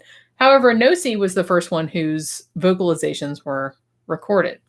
So they started recording his vocalizations. Now, if you want to go on YouTube, they do have some recordings of it. It doesn't sound like any words exactly, but it does sound like human speech if it's like far away and you're not like entirely sure what it's saying. You know what I mean? Like the cadence of it is very human-like. And the first time I listened to it, it was a little weird because it actually did sound like a person talking. It sounded like a person talking like in the next room or over like a McDonald's drive-thru speaker. And he didn't learn this from people. It was just the way it was. Okay. No. They just sound that way. Huh? Like I said, they're very parrots or something like that just mimic the sounds that they hear. Apparently, they can mimic whatever sounds they hear in nature, I guess. And it could be that their normal vocalizations are similar enough to human sounds that when they hear human sounds a lot, then they just start to mimic them. So they start to like record this dude's. And like I said, there's a lot of like shit on YouTube. Like if you want to listen to this, this fucking whales, it's a little freaky, but they first noticed it because there was a diver and he was down in the tank with the whale and he was swimming around in there and he thought he heard a human say, out, out, out. Mm-hmm. And he went up to the surface and it's like, who told me to get out? And it's like, nobody told you to get out. The whale told you to get out. Damn. It sounded enough like a human that he thought it was a human and he thought someone was telling him to get out of the tank, but it wasn't. It was the whale. It was the whale. So I was like, maybe I wonder if the whale knew that meant out. Maybe he heard a human saying out, out, out. Either that, that's what I was thinking. Maybe the whale was like, get the fuck out. And the thing about it is that he made like human vocalizations, but he doesn't make them exactly the same way that a human makes them. He makes them like, because humans kind of like talk through their throats or whatever. That's like the whale kind of makes them through their nasal cavity. So it's real nasal, huh? And like it does kind of sound like a very nasally like. But it still sounds like a human, but like talking through their nose. That's what so some people have compared it to like a human talking through a kazoo. Not quite that extreme, but it does sound a little bit true. like that. But that's kind of why, because they did put pressure sensors in his nasal cavities to kind of hear, well, hey, Pookie. Pookie just walks in, throws the door open. She's like, yeah, I'm here, motherfucker. But that's why it sounds like that, because they produce the same sounds, but in a different way than a human would produce them. Like we would like come from down here, but they come from up here. So that's kind of why. But like I said, beluga whales, and I don't know if they've done any research on it, subsequent to this. Is the whale still alive? No, he died in 1999. Okay. No, he did. He was in captivity for 22 years. It's kind of sad. It is very sad. What did they capture it for? It was just I'm not really sure. Was it a research whale? They said it was Inuit hunters captured it, and I don't know if because I would have thought that they were just going to eat him or whatever, but they didn't for whatever reason, and then he ended up in like scientific. Maybe they captured him when he was young or something. He was young, yeah. Okay. And then he ended up being in captivity for 22, and then they ended up studying. But like I said, they didn't notice the human vocalizations. Where'd they keep it? Just 1984, in a big research facility, like in a big tank and stuff. Because I think once they realized that he could make noises like a human could make, which, like I said, had long been rumored among beluga whales, because scientists had to, when they were studying other things, they're like, hey, there were these belugas over there, and it sounded like people talking. And it was a little freaky, but no one had really like recorded it or studied it up to that time. Did he show any kind of like intelligence? Well, like, your regular whale type intelligence, yeah. But just the fact that they could, like I said, very much like a parrot or something like that, they're very good at mimicking other sounds in their environment. So it could be that, come here, Poop. Oh, Pookie, what you doing, sweetie? Oh, look, she's like, no, oh, no. She's like, I don't want to. Yeah. Oh, there's Pookie. Yeah. At least she didn't stick her butt in the camera. No. But yeah, so they did actually, so the thing that he would do apparently was that he would overinflate his vestibular sac, which is the thing. Overinflating his vestibular. Well, that's the thing that normally, like, it keeps the water from going in their lungs. Overinflate your sac, man. Well, yeah, normally that's the thing that keeps the water from going in their lungs. Right. So he would blow that up more than normal so he could make that noise. So Weird. It's like, it seemed like he was doing it deliberately, because I don't think that was anything that he would normally do, like in the wild. Man. So he was definitely. Did he have any other whales? Did he have any other whales to hang out with? Or was I don't know. Weird. I don't know. Like I said, it's like I had never heard of that, but he seems like quite famous. Yeah. It's weird because his name is like NOC, like big letters, and I thought it was Noc, but no, it's not. It's NOC, because I was reading an article about him on Smithsonian, and they were like, no, it's NOC. That's what the Inuit named him. But yeah, so he could talk like a person. Listened to it, he said it sounded freaky. Yeah, it's freaky, right? Yeah. I thought it was freaky. I listened to it. I gotta go hear it. Yeah. It sounds like a person, but a person that is like talking through a fast food drive-through speaker, kind of. Okay. Like but it sounds like a person talking. It's just that you can't tell what they're saying. And that's really weird to think that that's like a fucking animal that's doing. True. I'm just, even nowadays, like I'm almost 50 years old, and the fact that like parrots and cockatoos and stuff like that can mimic a person's voice, that still freaks me out. Somebody's asking if we're going to publish our these shows to Spotify. Probably one of these days. I don't know anything about Spotify, do you? We probably should. Yeah. I think they come up on iTunes, I thought, or they're supposed to be coming up on iTunes. I got to check BitChute. I don't think our stuff's going to BitChute anymore. There's a very long lag. That's why. Okay. Because what it does, it's that it picks up the shit from YouTube, but it takes like a while for it to catch up. Okay. Because every time, like I never check that shit because nobody comments or anything like that, so I don't bother with it. Right. But last time I checked, it just seemed like it was a week behind. All right. Okay. And it just seemed to like catch up, because it does take the stuff from YouTube and wherever else I post it, and then it updates on there, but it just takes forever. What? It's a 3-hour show. Well, like I said, you went on and on. Oh, so he's blaming me. It is always your fault. Okay. So while we're talking about whales, all right, let's talk about the 52 hertz whale. All right. This story kind of makes me sad, actually. All right. So this is the 52 hertz whale. Yeah. Okay. So this is one sad little whale. We don't know who it is. Mm-hmm. And he puts out calls. They know it's a whale call. They've recorded it. But it's at a very weird frequency for whales. It's at 52 hertz. Now, this is a much higher frequency than other species of whales, which are recorded. Now, this whale, it's weird because the frequency of it falls somewhere between a blue whale and a fin whale. So they think maybe either this whale may be malformed, or it may be a hybrid, or some people have suggested that the whale might be deaf.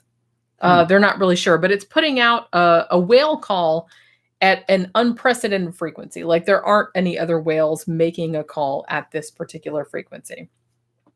So that is why they call this the world's loneliest whale. This makes me so sad, you guys.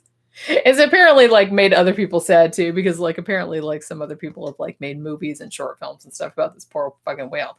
So 52 hertz, this is, according to Wikipedia, this is a little higher than the lowest note on a double bass.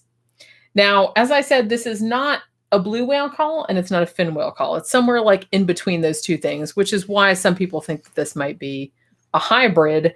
However, because this is the only call of its type that has ever been recorded, they think that this whale might be the only one of its species, and that it's calling for mates, and there aren't any. Oh, wow. Which is why they call it the world's loneliest whale. That's what I said. This is why it's like a fucking sad story. So what year did this start? What are we talking about? It started in, as far as I know, the late 80s or the early 1990s. And so this whale may be alive. Since 1992, they said that the frequency has actually like lowered a little bit, suggesting that the whale has matured. So they think that the whale is probably healthy, but they don't know if there are any other of its type that it can breed with, which is, because it's putting out these calls and like no one appears to be answering them. All right. Which, man, this is so fucking sad. Yeah. So the whale is traveling alone. Yeah. And it's seasonal. Do they mostly travel alone? Do we know that? Or do you know? They do. Well, it depends on the species. I think some of them do travel in pods, but it's like, they do kind of put out calls. Like I said, they know all the whale calls of like the known species and they know what they sound like. And it's like a certain season. And this is the only one that is transmitting at this particular frequency. And it is a whale. They know it's a whale because it's very similar to other whale calls, but it's just unlike any other species of whales. It is seasonal, just like a whale call would be. They find it in the Pacific Ocean every year from August to December, which is like the premium, male mating time. Yeah, when like the mating time whale is. Mating time. And after like the winter, like they don't hear it anymore. So it's kind of like it's going through its little mating season and it's like calling, it's like, hey ladies, hey ladies. And like no one responds. And it's like, that's very, very fucking sad. So they've tracked it. It's like the northernmost point is like the Aleutian Islands or the Kodiak Islands. And it's gone as far south as the California coast. It swims like quite a long distance each day, like up to 70 kilometers, and it's like calling during this particular time. But as far as they know, they have never had any other answer and call. And they haven't tried to find it. Well, some people have tried to find it, but they've never found this particular, because they're pretty sure this is just one whale. Yeah. So they think that if this is one whale, then like I said, he's either a hybrid, because like I said, the blue whale and the fin whale, he might be like a hybrid of those two species. Or there's something wrong with him. Or he might be something wrong with him, or he might be deaf or something like that. Because the researchers have said that some deaf people have, contacted him and said, maybe the whale is deaf and he can't like hear his own vocalizations. Right. And that might be why the frequency is off. That makes sense. Yeah, that actually made a lot of sense, and I wish they had kind of gone more into that possibility. But it's kind of like it's really sad to me to think that there's like this poor little whale is like swimming around in the fucking Pacific, and he's like, hey, would really like to reproduce. You don't know if it's by itself or not. It may not be by itself. But they don't hear anybody else, though. I mean, they have microphones all over the Pacific. Like I said, that's why they heard the bloop. That's why they hear all that other stuff. They got that hydrophone array, like all over that shit. Yeah, so, if it was deaf, it wouldn't be able to hear anybody else's call, would it? So it wouldn't home. Actually, that would solve both problems, wouldn't it? Because that would not only be like why its frequency was off with the other ones. Yeah. But also why maybe if someone answered, maybe it couldn't hear it. Wouldn't be able to hear it. Yeah. Which would be even more sad. Yeah. So it's just making that call instinctively. This is bumming me out even worse. Yeah. Well, it's funny that they haven't tried to track that whale down, but I imagine it makes the call and then it moves on. Well, they have been trying to track it down, but it's like it's one whale and it's like it's a gigantic ocean and it's like kind of hard to like fucking find pinpoint where that sound came from. Right. So they have been actually looking for him, but they do have like the audio data from like all the. It'd be interesting to see what kind of whale it is. It's probably a deaf blue whale. It may be. Yeah. It may be. And like you said, that would be even sadder because like even if somebody answered like, hey, all right, let's do this, he wouldn't hear it. Right. And it's like, that would really bump. Well, he wouldn't know about whale society, so he wouldn't know anything was off. You just run around and make that noise every now and then. Yeah. And he probably never seen any of his own kind after a certain maybe he's cool with being alone. He's just kind of like making that noise. May not know any different. Whatever. Might be crazy. He's crazy as hell as far as a whale goes. If that was my situation. Yeah. Mango Badger says Bloop could have been the response. Yeah. That's funny. Wouldn't that be a plot twist? Yeah. We were trying to answer you the whole time. Yeah. But yeah, apparently there have been apparently a lot of people this has resonated with a lot of people, like a lot of artistic people, because they've made like some short films about the shit. There was a film called The Phantom 52, which was an animated movie. And this was kind of about this whole situation. There was another documentary called 52, The Search for the Loneliest Whale, which as far as I know hasn't been finished yet, although it was the same guy that made Cropsy, which that was we saw that documentary. That's on Kickstarter. And there were like a couple of other like mockumentary type films or films where they were kind of using the whale as like a symbol for like loneliness or trying to find love and in like an unloving world and shit like that, which, like I said, I can kind of get that because that is kind of a sad story. So let's talk about, because this has already been going on for 3 fucking hours, let's finally get to talking about the Havana Syndrome. You want to talk about Havana Syndrome? Yeah. Do you know anything about that? Nope. Okay. So Havana Syndrome, whether this is noise related or not, that seems to be one of the most prevalent theories about what is causing this, but I'm not entirely sure that that's what's causing it or not.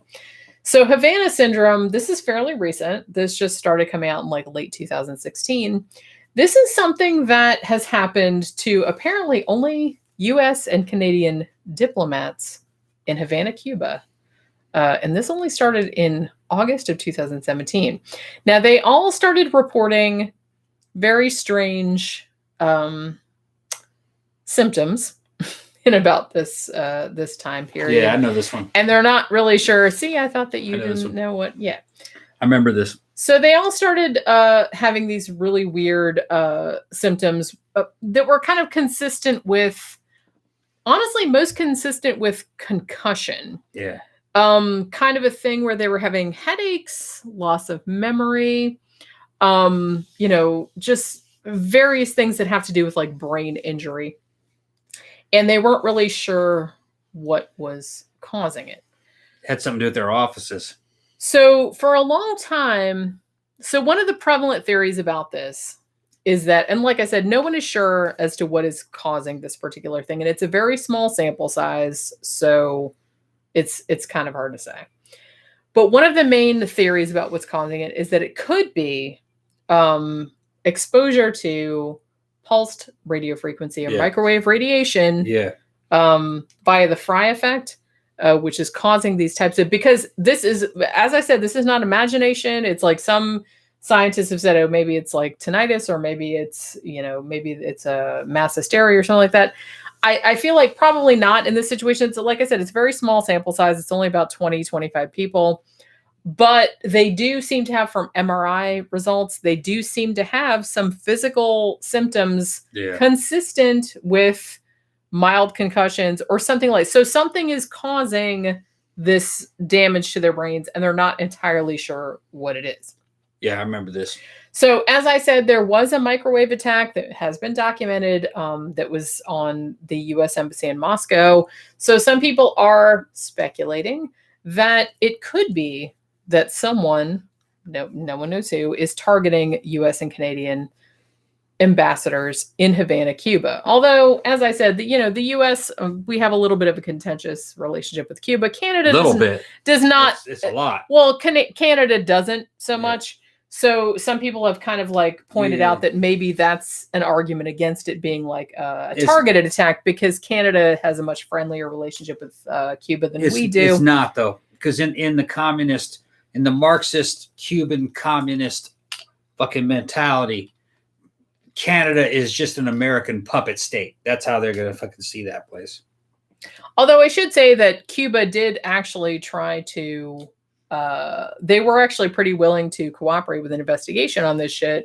Because like I said, later on, it came out that a couple of ambassadors in China also came out with a similar, I think it was only 2, but they came out with like similar symptoms. Yeah. So they're kind of like thinking it's all the same thing. But as I said, they're not entirely sure what it is. They don't know if it's something that was on purpose or if it's something like in the natural environment that was affecting them in a particular way. It is something, because they do find things like on the MRIs. The intel community is different than a normal fucking government worker. They do illegal things and the rest of the government doesn't know about it. All right. I think in this case, what it is, you have like a Cuban intelligence agency using some kind of an old Soviet radio wave weapon or microwave weapon. They're bombarding the damn embassy with it. And it's only a couple of Cuban guys. You know what I mean? Nobody else really knows about it. It's gotta be, well, here's the thing. It's gotta be small scale because... Yeah, it's only a couple guys. Like I said, it's only, I believe the maximum is 24 people that have reported symptoms. So nobody in the neighborhood around where the ambassador, like the embassy staff lives, has reported anything.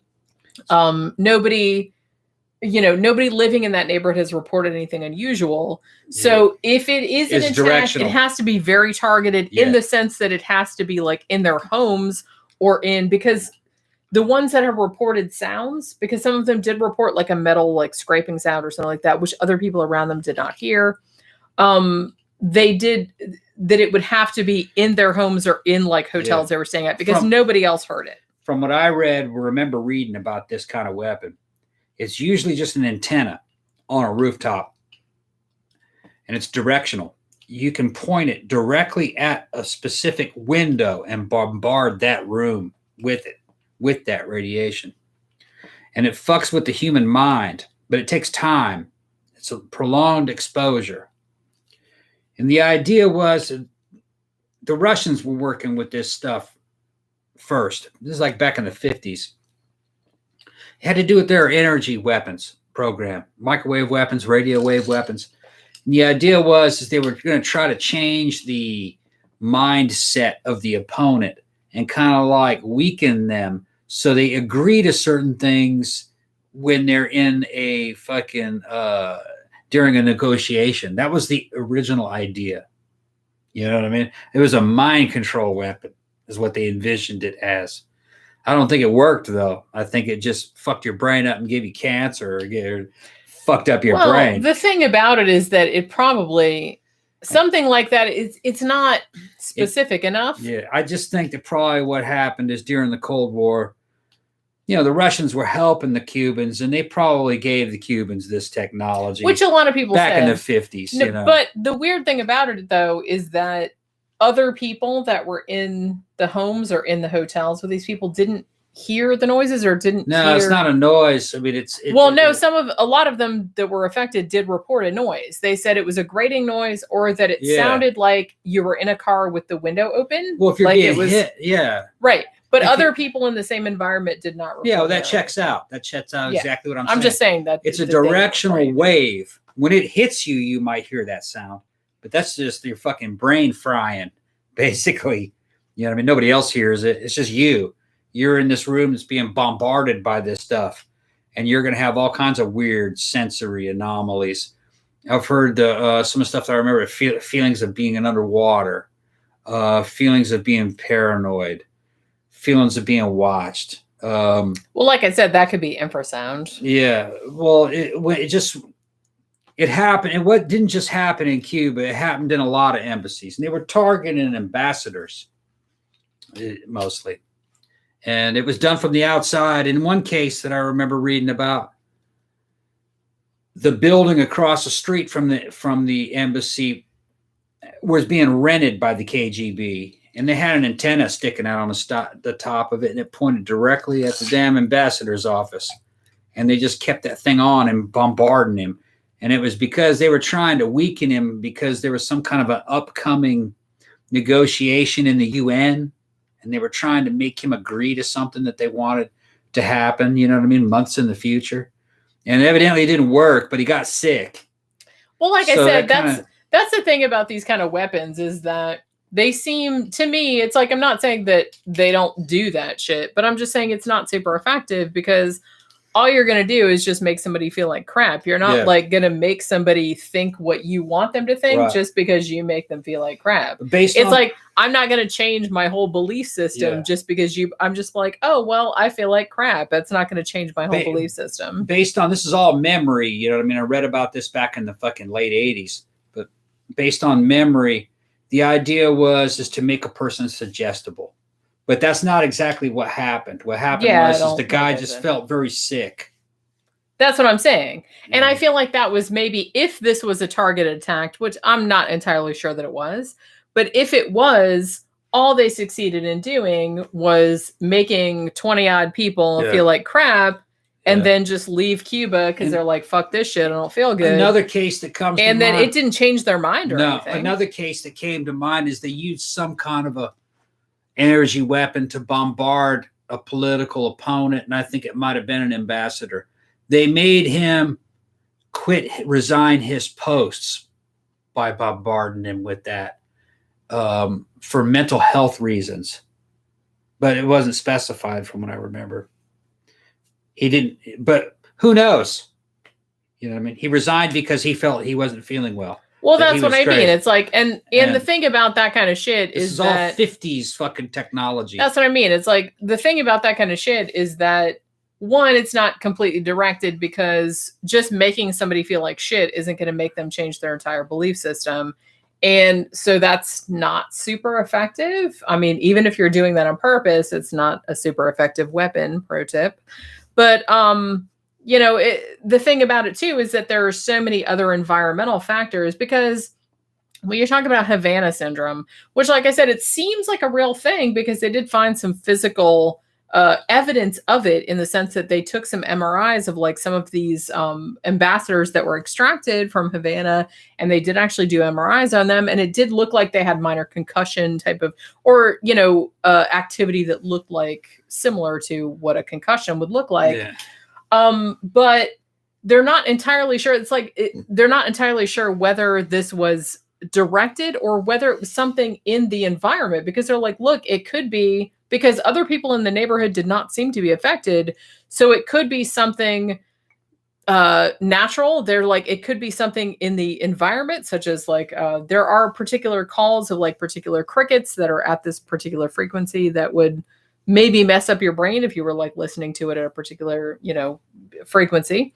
So there was that, there was like some machinery. So it's like, we can't definitively say whether it was a targeted attack or not. If it was, it wasn't super effective because, as I said, they're not super sure. And like, it didn't change anyone's mind. So I don't really know what. Mango's fucking sending me them non-microwave flash bulbs. Non-microwave flash bulb. Well, they weren't trying to get them to change their mind in the way that you're thinking. They were just trying to get somebody to fucking capitulate and fucking, you know, fail during a negotiation. Right. But it didn't work the way they thought it would, but you know what I mean? That's the thing about this kind of shit though. It's that if I feel like, okay, now I feel like if you are in an intelligence capacity, I would feel like you have enough knowledge to pinpoint shit you want to pinpoint and be able to like get the result you want to get. It's like this kind of scattershot, I'm going to like randomly target 20 odd people with this sound weapon that may or may not do what I want it to do, might just make people throw up, might just give people headaches or nosebleeds. Yeah. I don't know what it's going to, it just seems it seems like there's too much margin for error for intelligence community shit. Yeah. I feel like intelligence community should have more know-how than just doing this kind of generalized, I'm just going to make people feel like crap and hope that it goes my way. Not back in those days. Well, this was recent though. Yeah. I mean, Havana Syndrome, that was 2000. Yeah, but that's Cuba. That's 2017. The thing is that Cuba's in the past. I mean, they're still running cars from the 1950s. Sure, but and still. Their thinking is fuck them, let's just hurt them. It's not a sophisticated, it's just not a sophisticated thing. But other people in the area didn't report anything. No, it's directional. Those microwave weapons, it's like a ray, like a laser beam. And what they do is they would just point it directly at a window in a building and bombard that area. That's how they did it. And they left it on. So whenever you went to work, because it didn't take that much power. When you went to work, every time you went to work, you felt sick. And it was kind of accumulative. You know what I mean? It was like being in a fucking wave of infrasound or something when you were working. It fucked your brain up over time. I feel like crap all the time. Maybe somebody's microwaving me. Yeah, they just left it on. It's cheap. For no reason. Why would cheap if shit ran on probably fucking 110 volt. So it didn't matter. They didn't care if it didn't work. It was just a way of fucking pestering the enemy. That's what they used it for. Now Cuba probably would have some old Soviet shit like that laying around.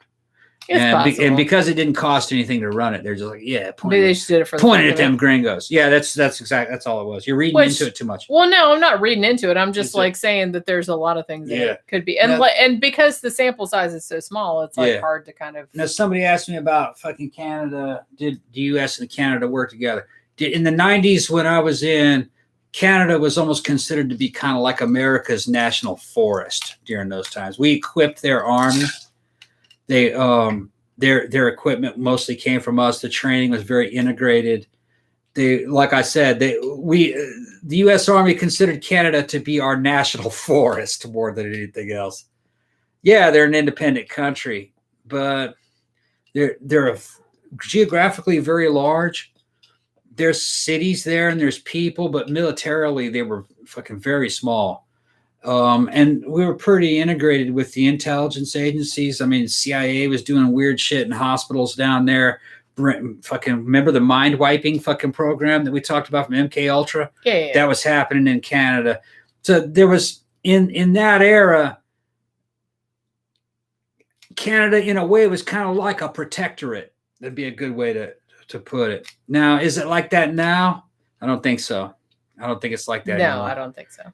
But it was back then. If anything, Europe and Canada are trying to merge with the one world government, which everybody knows. Everybody who's paying attention knows what that's all about. And they're trying to get the United States to merge with it too, which I don't think is going to work out. But that's for another show. Anything else? What are you doing? I'm seeing if there's any other questions. All right. Well, I'm going to the bathroom. Okay, go ahead and go to the restroom. All right. Is Spooky behind me? No. You can back up. I thought I heard her yelling. Yeah, she was down here fucking calling me. Where'd she go? Yeah, she whirred. What's coming up next?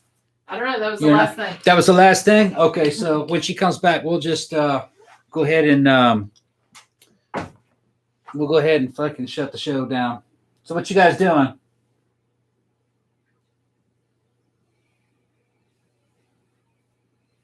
Okay, let me see what I say. All right. Man, that was a 3-hour show.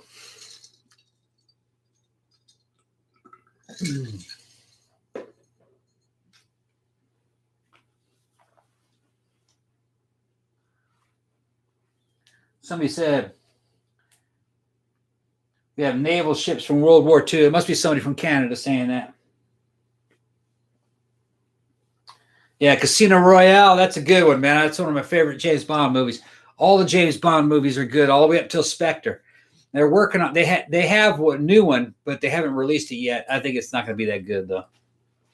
The age of good movies, I think, is gone. Hollywood's fucking, at least American movies, Hollywood movies. That shit's fucking. That's a wrap. They're done. It's going to be nothing but indie flicks and foreign flicks. Hollywood kept fucking up. They don't know how to make a movie. They just want to fucking their movies. They just want to fucking shove some political idea down your throat. They don't want to tell you a good story anymore. What are you yapping about? How about movies? Who doesn't want to tell you a good story anymore? Hollywood. They don't really want to tell good stories anymore.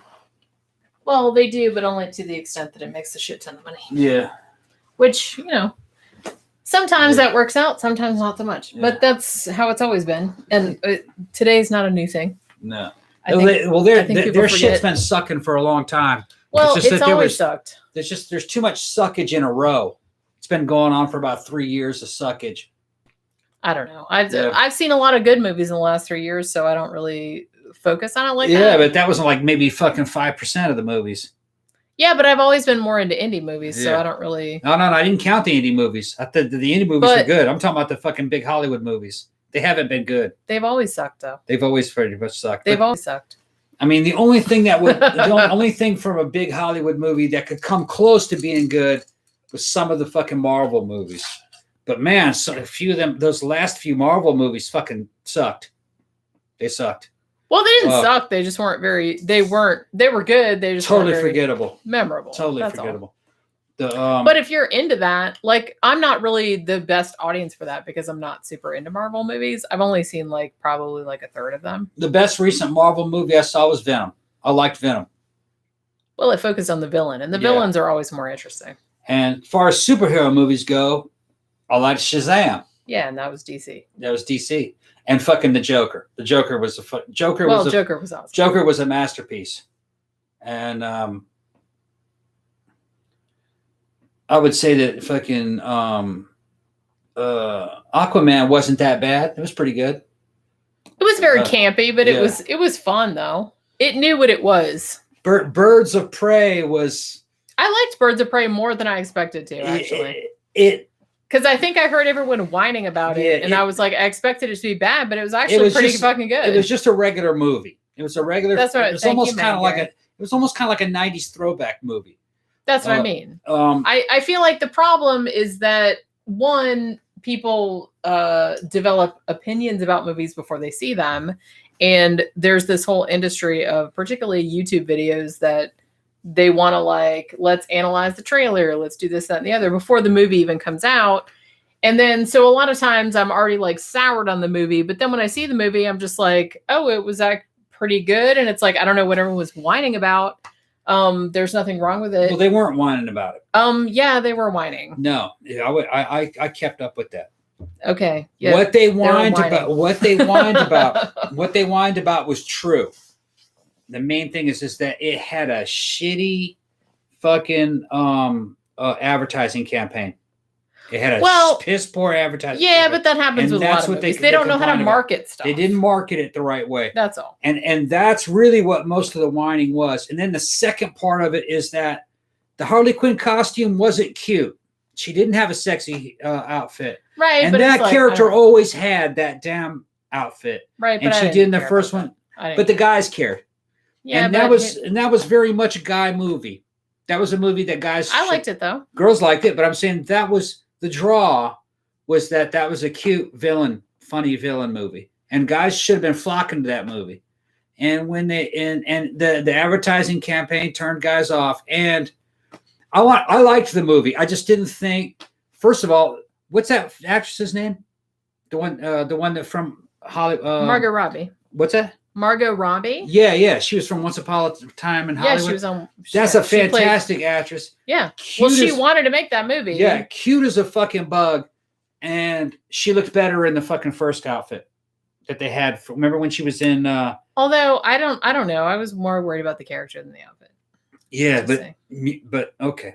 You're trying to overanalyze. Okay. I'm not overanalyzing. We're talking about guys. All right, and guys are stupid. Guys are fucking very visual. Guys are stupid. I know. You guys are very visual. It's just that fucking original outfit that she wore in fucking what was the name of the movie?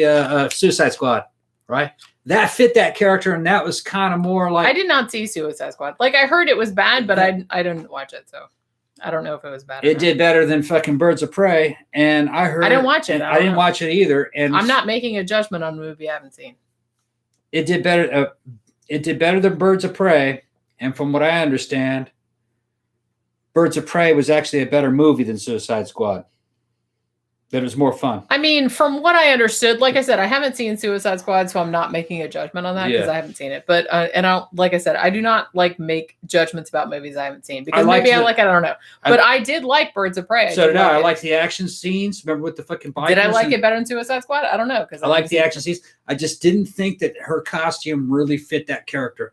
See, I was not worried about that. And I think if that costume fit that character better, that movie would have sold. And they had to fucking. The advertising campaign fucking blew. Well, like I said, that seems to be a problem, and that's been a problem going back, god damn it, since I can remember, because I feel like there's a disconnect, and this has been going on since the 70s at least, probably earlier than that. There's a disconnect between the people who make the movies, aka the artistic people, and the people who are selling the movies, aka the business people. So you don't really get, and like I said, I'm a graphic designer, I'm in an artistic field, so I know that there's a disconnect between the people that actually create the shit and the people that actually sell the shit. So it's you don't really know, they think they know what sells. The artistic people think they know what looks good. So there's always a disconnect between those two things. And I think that is an eternal problem in any kind of creative field, particularly Hollywood. And I have seen shit, man. I've seen trailers from the 60s, the 70s, the 80s that the trailer had nothing to do with the movie, or the trailer was shitty and the movie was good, or vice versa. So I feel there's not, the way they try to sell a movie is always, it's always different than what the movie is like. I don't think I've seen, there's very few trailers that I've seen that were that was, when I saw the movie, I was yeah, that was exactly what I was expecting. I mean, that hardly ever happens. What they did with Birds of Prey is they came out and they said, fucking, this movie's going to make all you misogynist fucking men fucking hate it. This is a girl's movie. And that's basically what they said. And then they said, this is stunning and brave, and you don't come see our movie. So they didn't. But really, when you go to see the movie, it was a regular 90s throwback movie. They've been making movies like that since we were kids. It was that's what I'm saying. It was just the same old fucking movie. But it wasn't bad. But any dude that would get oh my God, my little man feelings are going to get hurt by this movie. And it's the fact that they wouldn't go see that movie, that is the pussiest thing ever. It's this was a totally normal movie. It's please just go see the fucking movie. It's make up your own. Yeah, but that's life. not who's seeing movies. Who's seeing? Dudes are so fucking fragile. Who's seeing? They're so fragile. You're reading into it too much. No, I'm not. Okay, I don't want to argue about it. Dudes are so sensitive. I don't understand this the whole the dudes who are seeing these fucking superhero movies are fucking sensitive that way. I'm not. I don't give a shit. I had fucking A-list. We would just go to the movies just to go see a movie. But these guys who are watching these fucking movies, you know what I mean? Into all these superheroes, they took it personally, and that's who the movie was supposed to be marketed towards. So it's kind of oh no, they're stepping on things. She's stepping on my laptop. Movies are no longer for the general audience anymore because the general audience stays at home.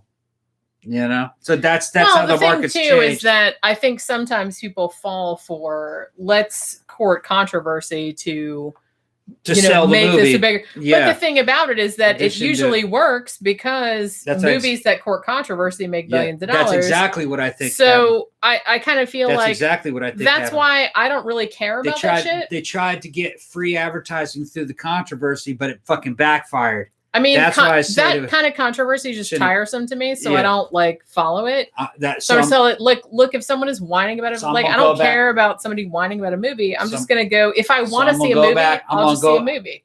Look, I'm a salesman. I'm an ex-salesman. I'm gonna go back right to what I said before. It was a shit advertising campaign.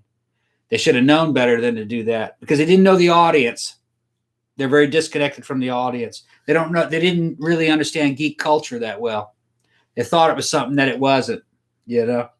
So they I don't know. It's worked in the past because riling up retards and all the whining people about they're hurting my man feelings and shit like that. It's that has worked in the past because movies that they marketed like that have made millions, billions of dollars. Like what? So it has to be recent. Mad Max Fury Road, Captain Marvel, which everybody but made billions of dollars. So even though everyone's they were gonna, Even though it was an okay movie. They were going to see Captain Marvel anyway.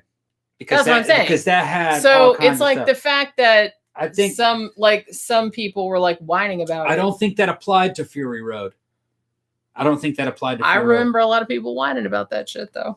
I remember a lot of whining about that. I don't know if you know. I remember a lot of whining about that. I like Fury Road. I did too. Well, everybody liked Fury Road. That was a fucking awesome movie. But I remember a lot of whining about it. What I'm saying. The thing is about did Fury Road do well at the box office? I think it did, didn't it? I think it did very well. Yeah. And like I said, even the difference is look at the several years on, it's still coming out at like, you know, it's like the best movie of the decade, which I would not argue. But you gotta look at the difference. I saw that movie. But you gotta look at the difference between Fury Road and fucking Birds of Prey. Well, I mean, there's a huge difference. Was a good movie. It's just a standard movie. But it was it wasn't like a masterpiece. Right. But it was an enjoyable movie. I had a good time watching it. It was like there was nothing in it that like pissed me off or made me want to like ask for my money back or anything. It was a good movie. It was a good movie. I'm okay. Some of you people who have come from a sales background, maybe you'll understand what I'm talking about or know what I'm talking about.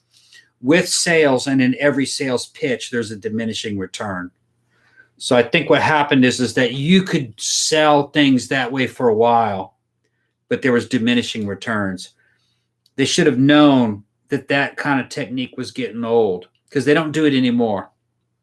The newer stuff. Well, yeah, just like everything else, advertising things go in trends. They go in trends, right? It's like for a while something will work, for a while it won't work anymore. Had they taken Birds of Prey and sold it as an old-fashioned throwback 90s movie, it would have fucking really sold. Because really the tone, to me, almost like on par in a way of like kind of like the movies like The Crow and shit like that. It was like a 90s movie, didn't it feel like? It did kind of like Tank Girl. It reminded me of Tank Girl more. Yeah, it was like that.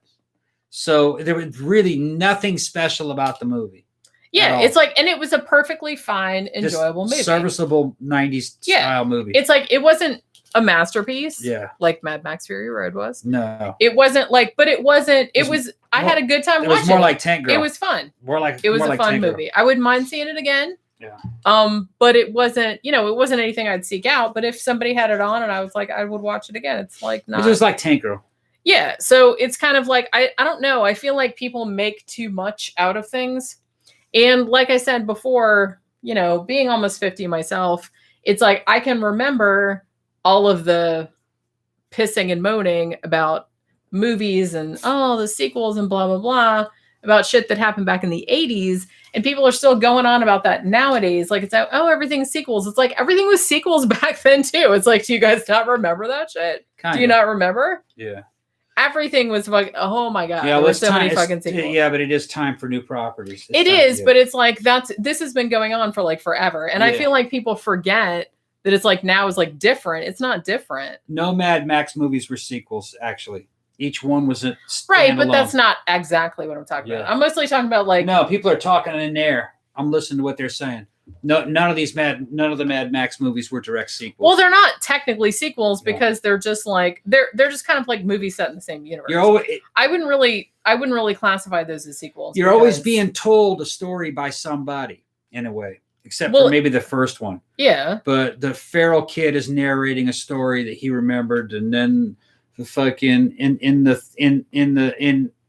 Thunderdome, the girl is narrating a story about Max, and then the girl who ran the little tribal kids, and then in Fury Road, you're being narrated a story by the fucking historians. What were they? The first time tellers or whatever they were? Yeah. Well. So these are all stories out of a post-apocalyptic Bible about some. I like that concept better. I mean, it's a wider scope. You can do more with it. It's like you don't have to do like this happened and this. Like a lot of slasher movies had to do. It's definitely mythology because Mad Max's interceptors destroyed in each one, basically. Except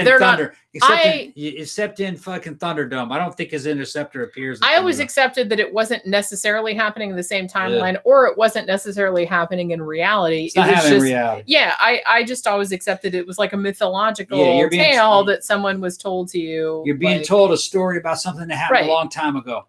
Which, like I said, that gives you a lot more leeway, like as a writer, because it gives you a whole universe you can expand it. It's like you don't have to worry about like, you know, being, you know, exactly, you don't have to like, you know, adhere to the exact timeline or the exact details of like the previous stories. Like I said, I was thinking more of like I said, because I'm a horror person. It's like, so I'm talking about more about horror franchises where you had, you know, the big ones that came out in the 70s or 80s, and then they had made like 40 million sequels, and they had to like continue with the timeline, and they had to get more and more convoluted and ridiculous to like fit shit into, you know, look what happened with the fucking Halloween franchise. Look what happened with the Friday the 13th franchise. Look what happened with the Nightmare on Elm Street franchise, for example. And it's just like, I kind of see where that idea came from of like, oh, they're running out of ideas. But I don't know. Like, I've always kind of been, I always take like a longer view, because there's always been bad shit and good shit that comes out in every era. There's bad shit nowadays, but there's a lot of good shit nowadays too. It's like, you can't just focus on bad shit all the time, or you'll be one of those people that's like, oh, well, everything was better back in the old days. And it's like, and I never wanted to be a person like that. I never wanted to be like that old person that was always like complaining about how shit was like better back in the old days. And it's not like, some shit was better, but some shit was not better. Yeah. And it's like, there's always good shit you can find nowadays. It's like, I don't know why people are always like so reluctant. All right. Well, thank you guys for showing up to the show. It's about time. Looks like the show's fucking winding down. It is.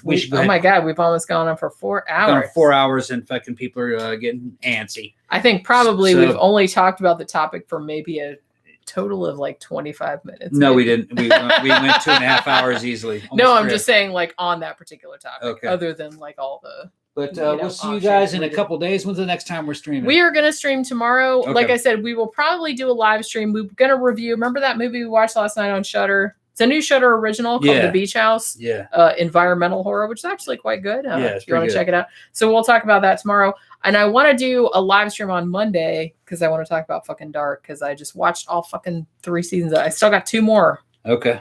Episodes of season 3, and then I'll be done, and then I can catch up on the shit, because season 3 is the last one, so we can all talk about that, everybody that's into that shit. So we'll talk about that on Monday, but other than that, we'll see you guys soon. Hopefully you guys have enjoyed it. Remember, like, share, subscribe, go to our Patreon page, go to PayPal, go. You guys all know all that stuff, all you guys that are here. So we're gonna finish it up for what day is it? It's Saturday night. Saturday night. Yeah. Hopefully you guys have a good rest of your Saturday night. Thank you all for stopping by. Thanks for your contributions. We will see you again tomorrow for a movie review. Bye.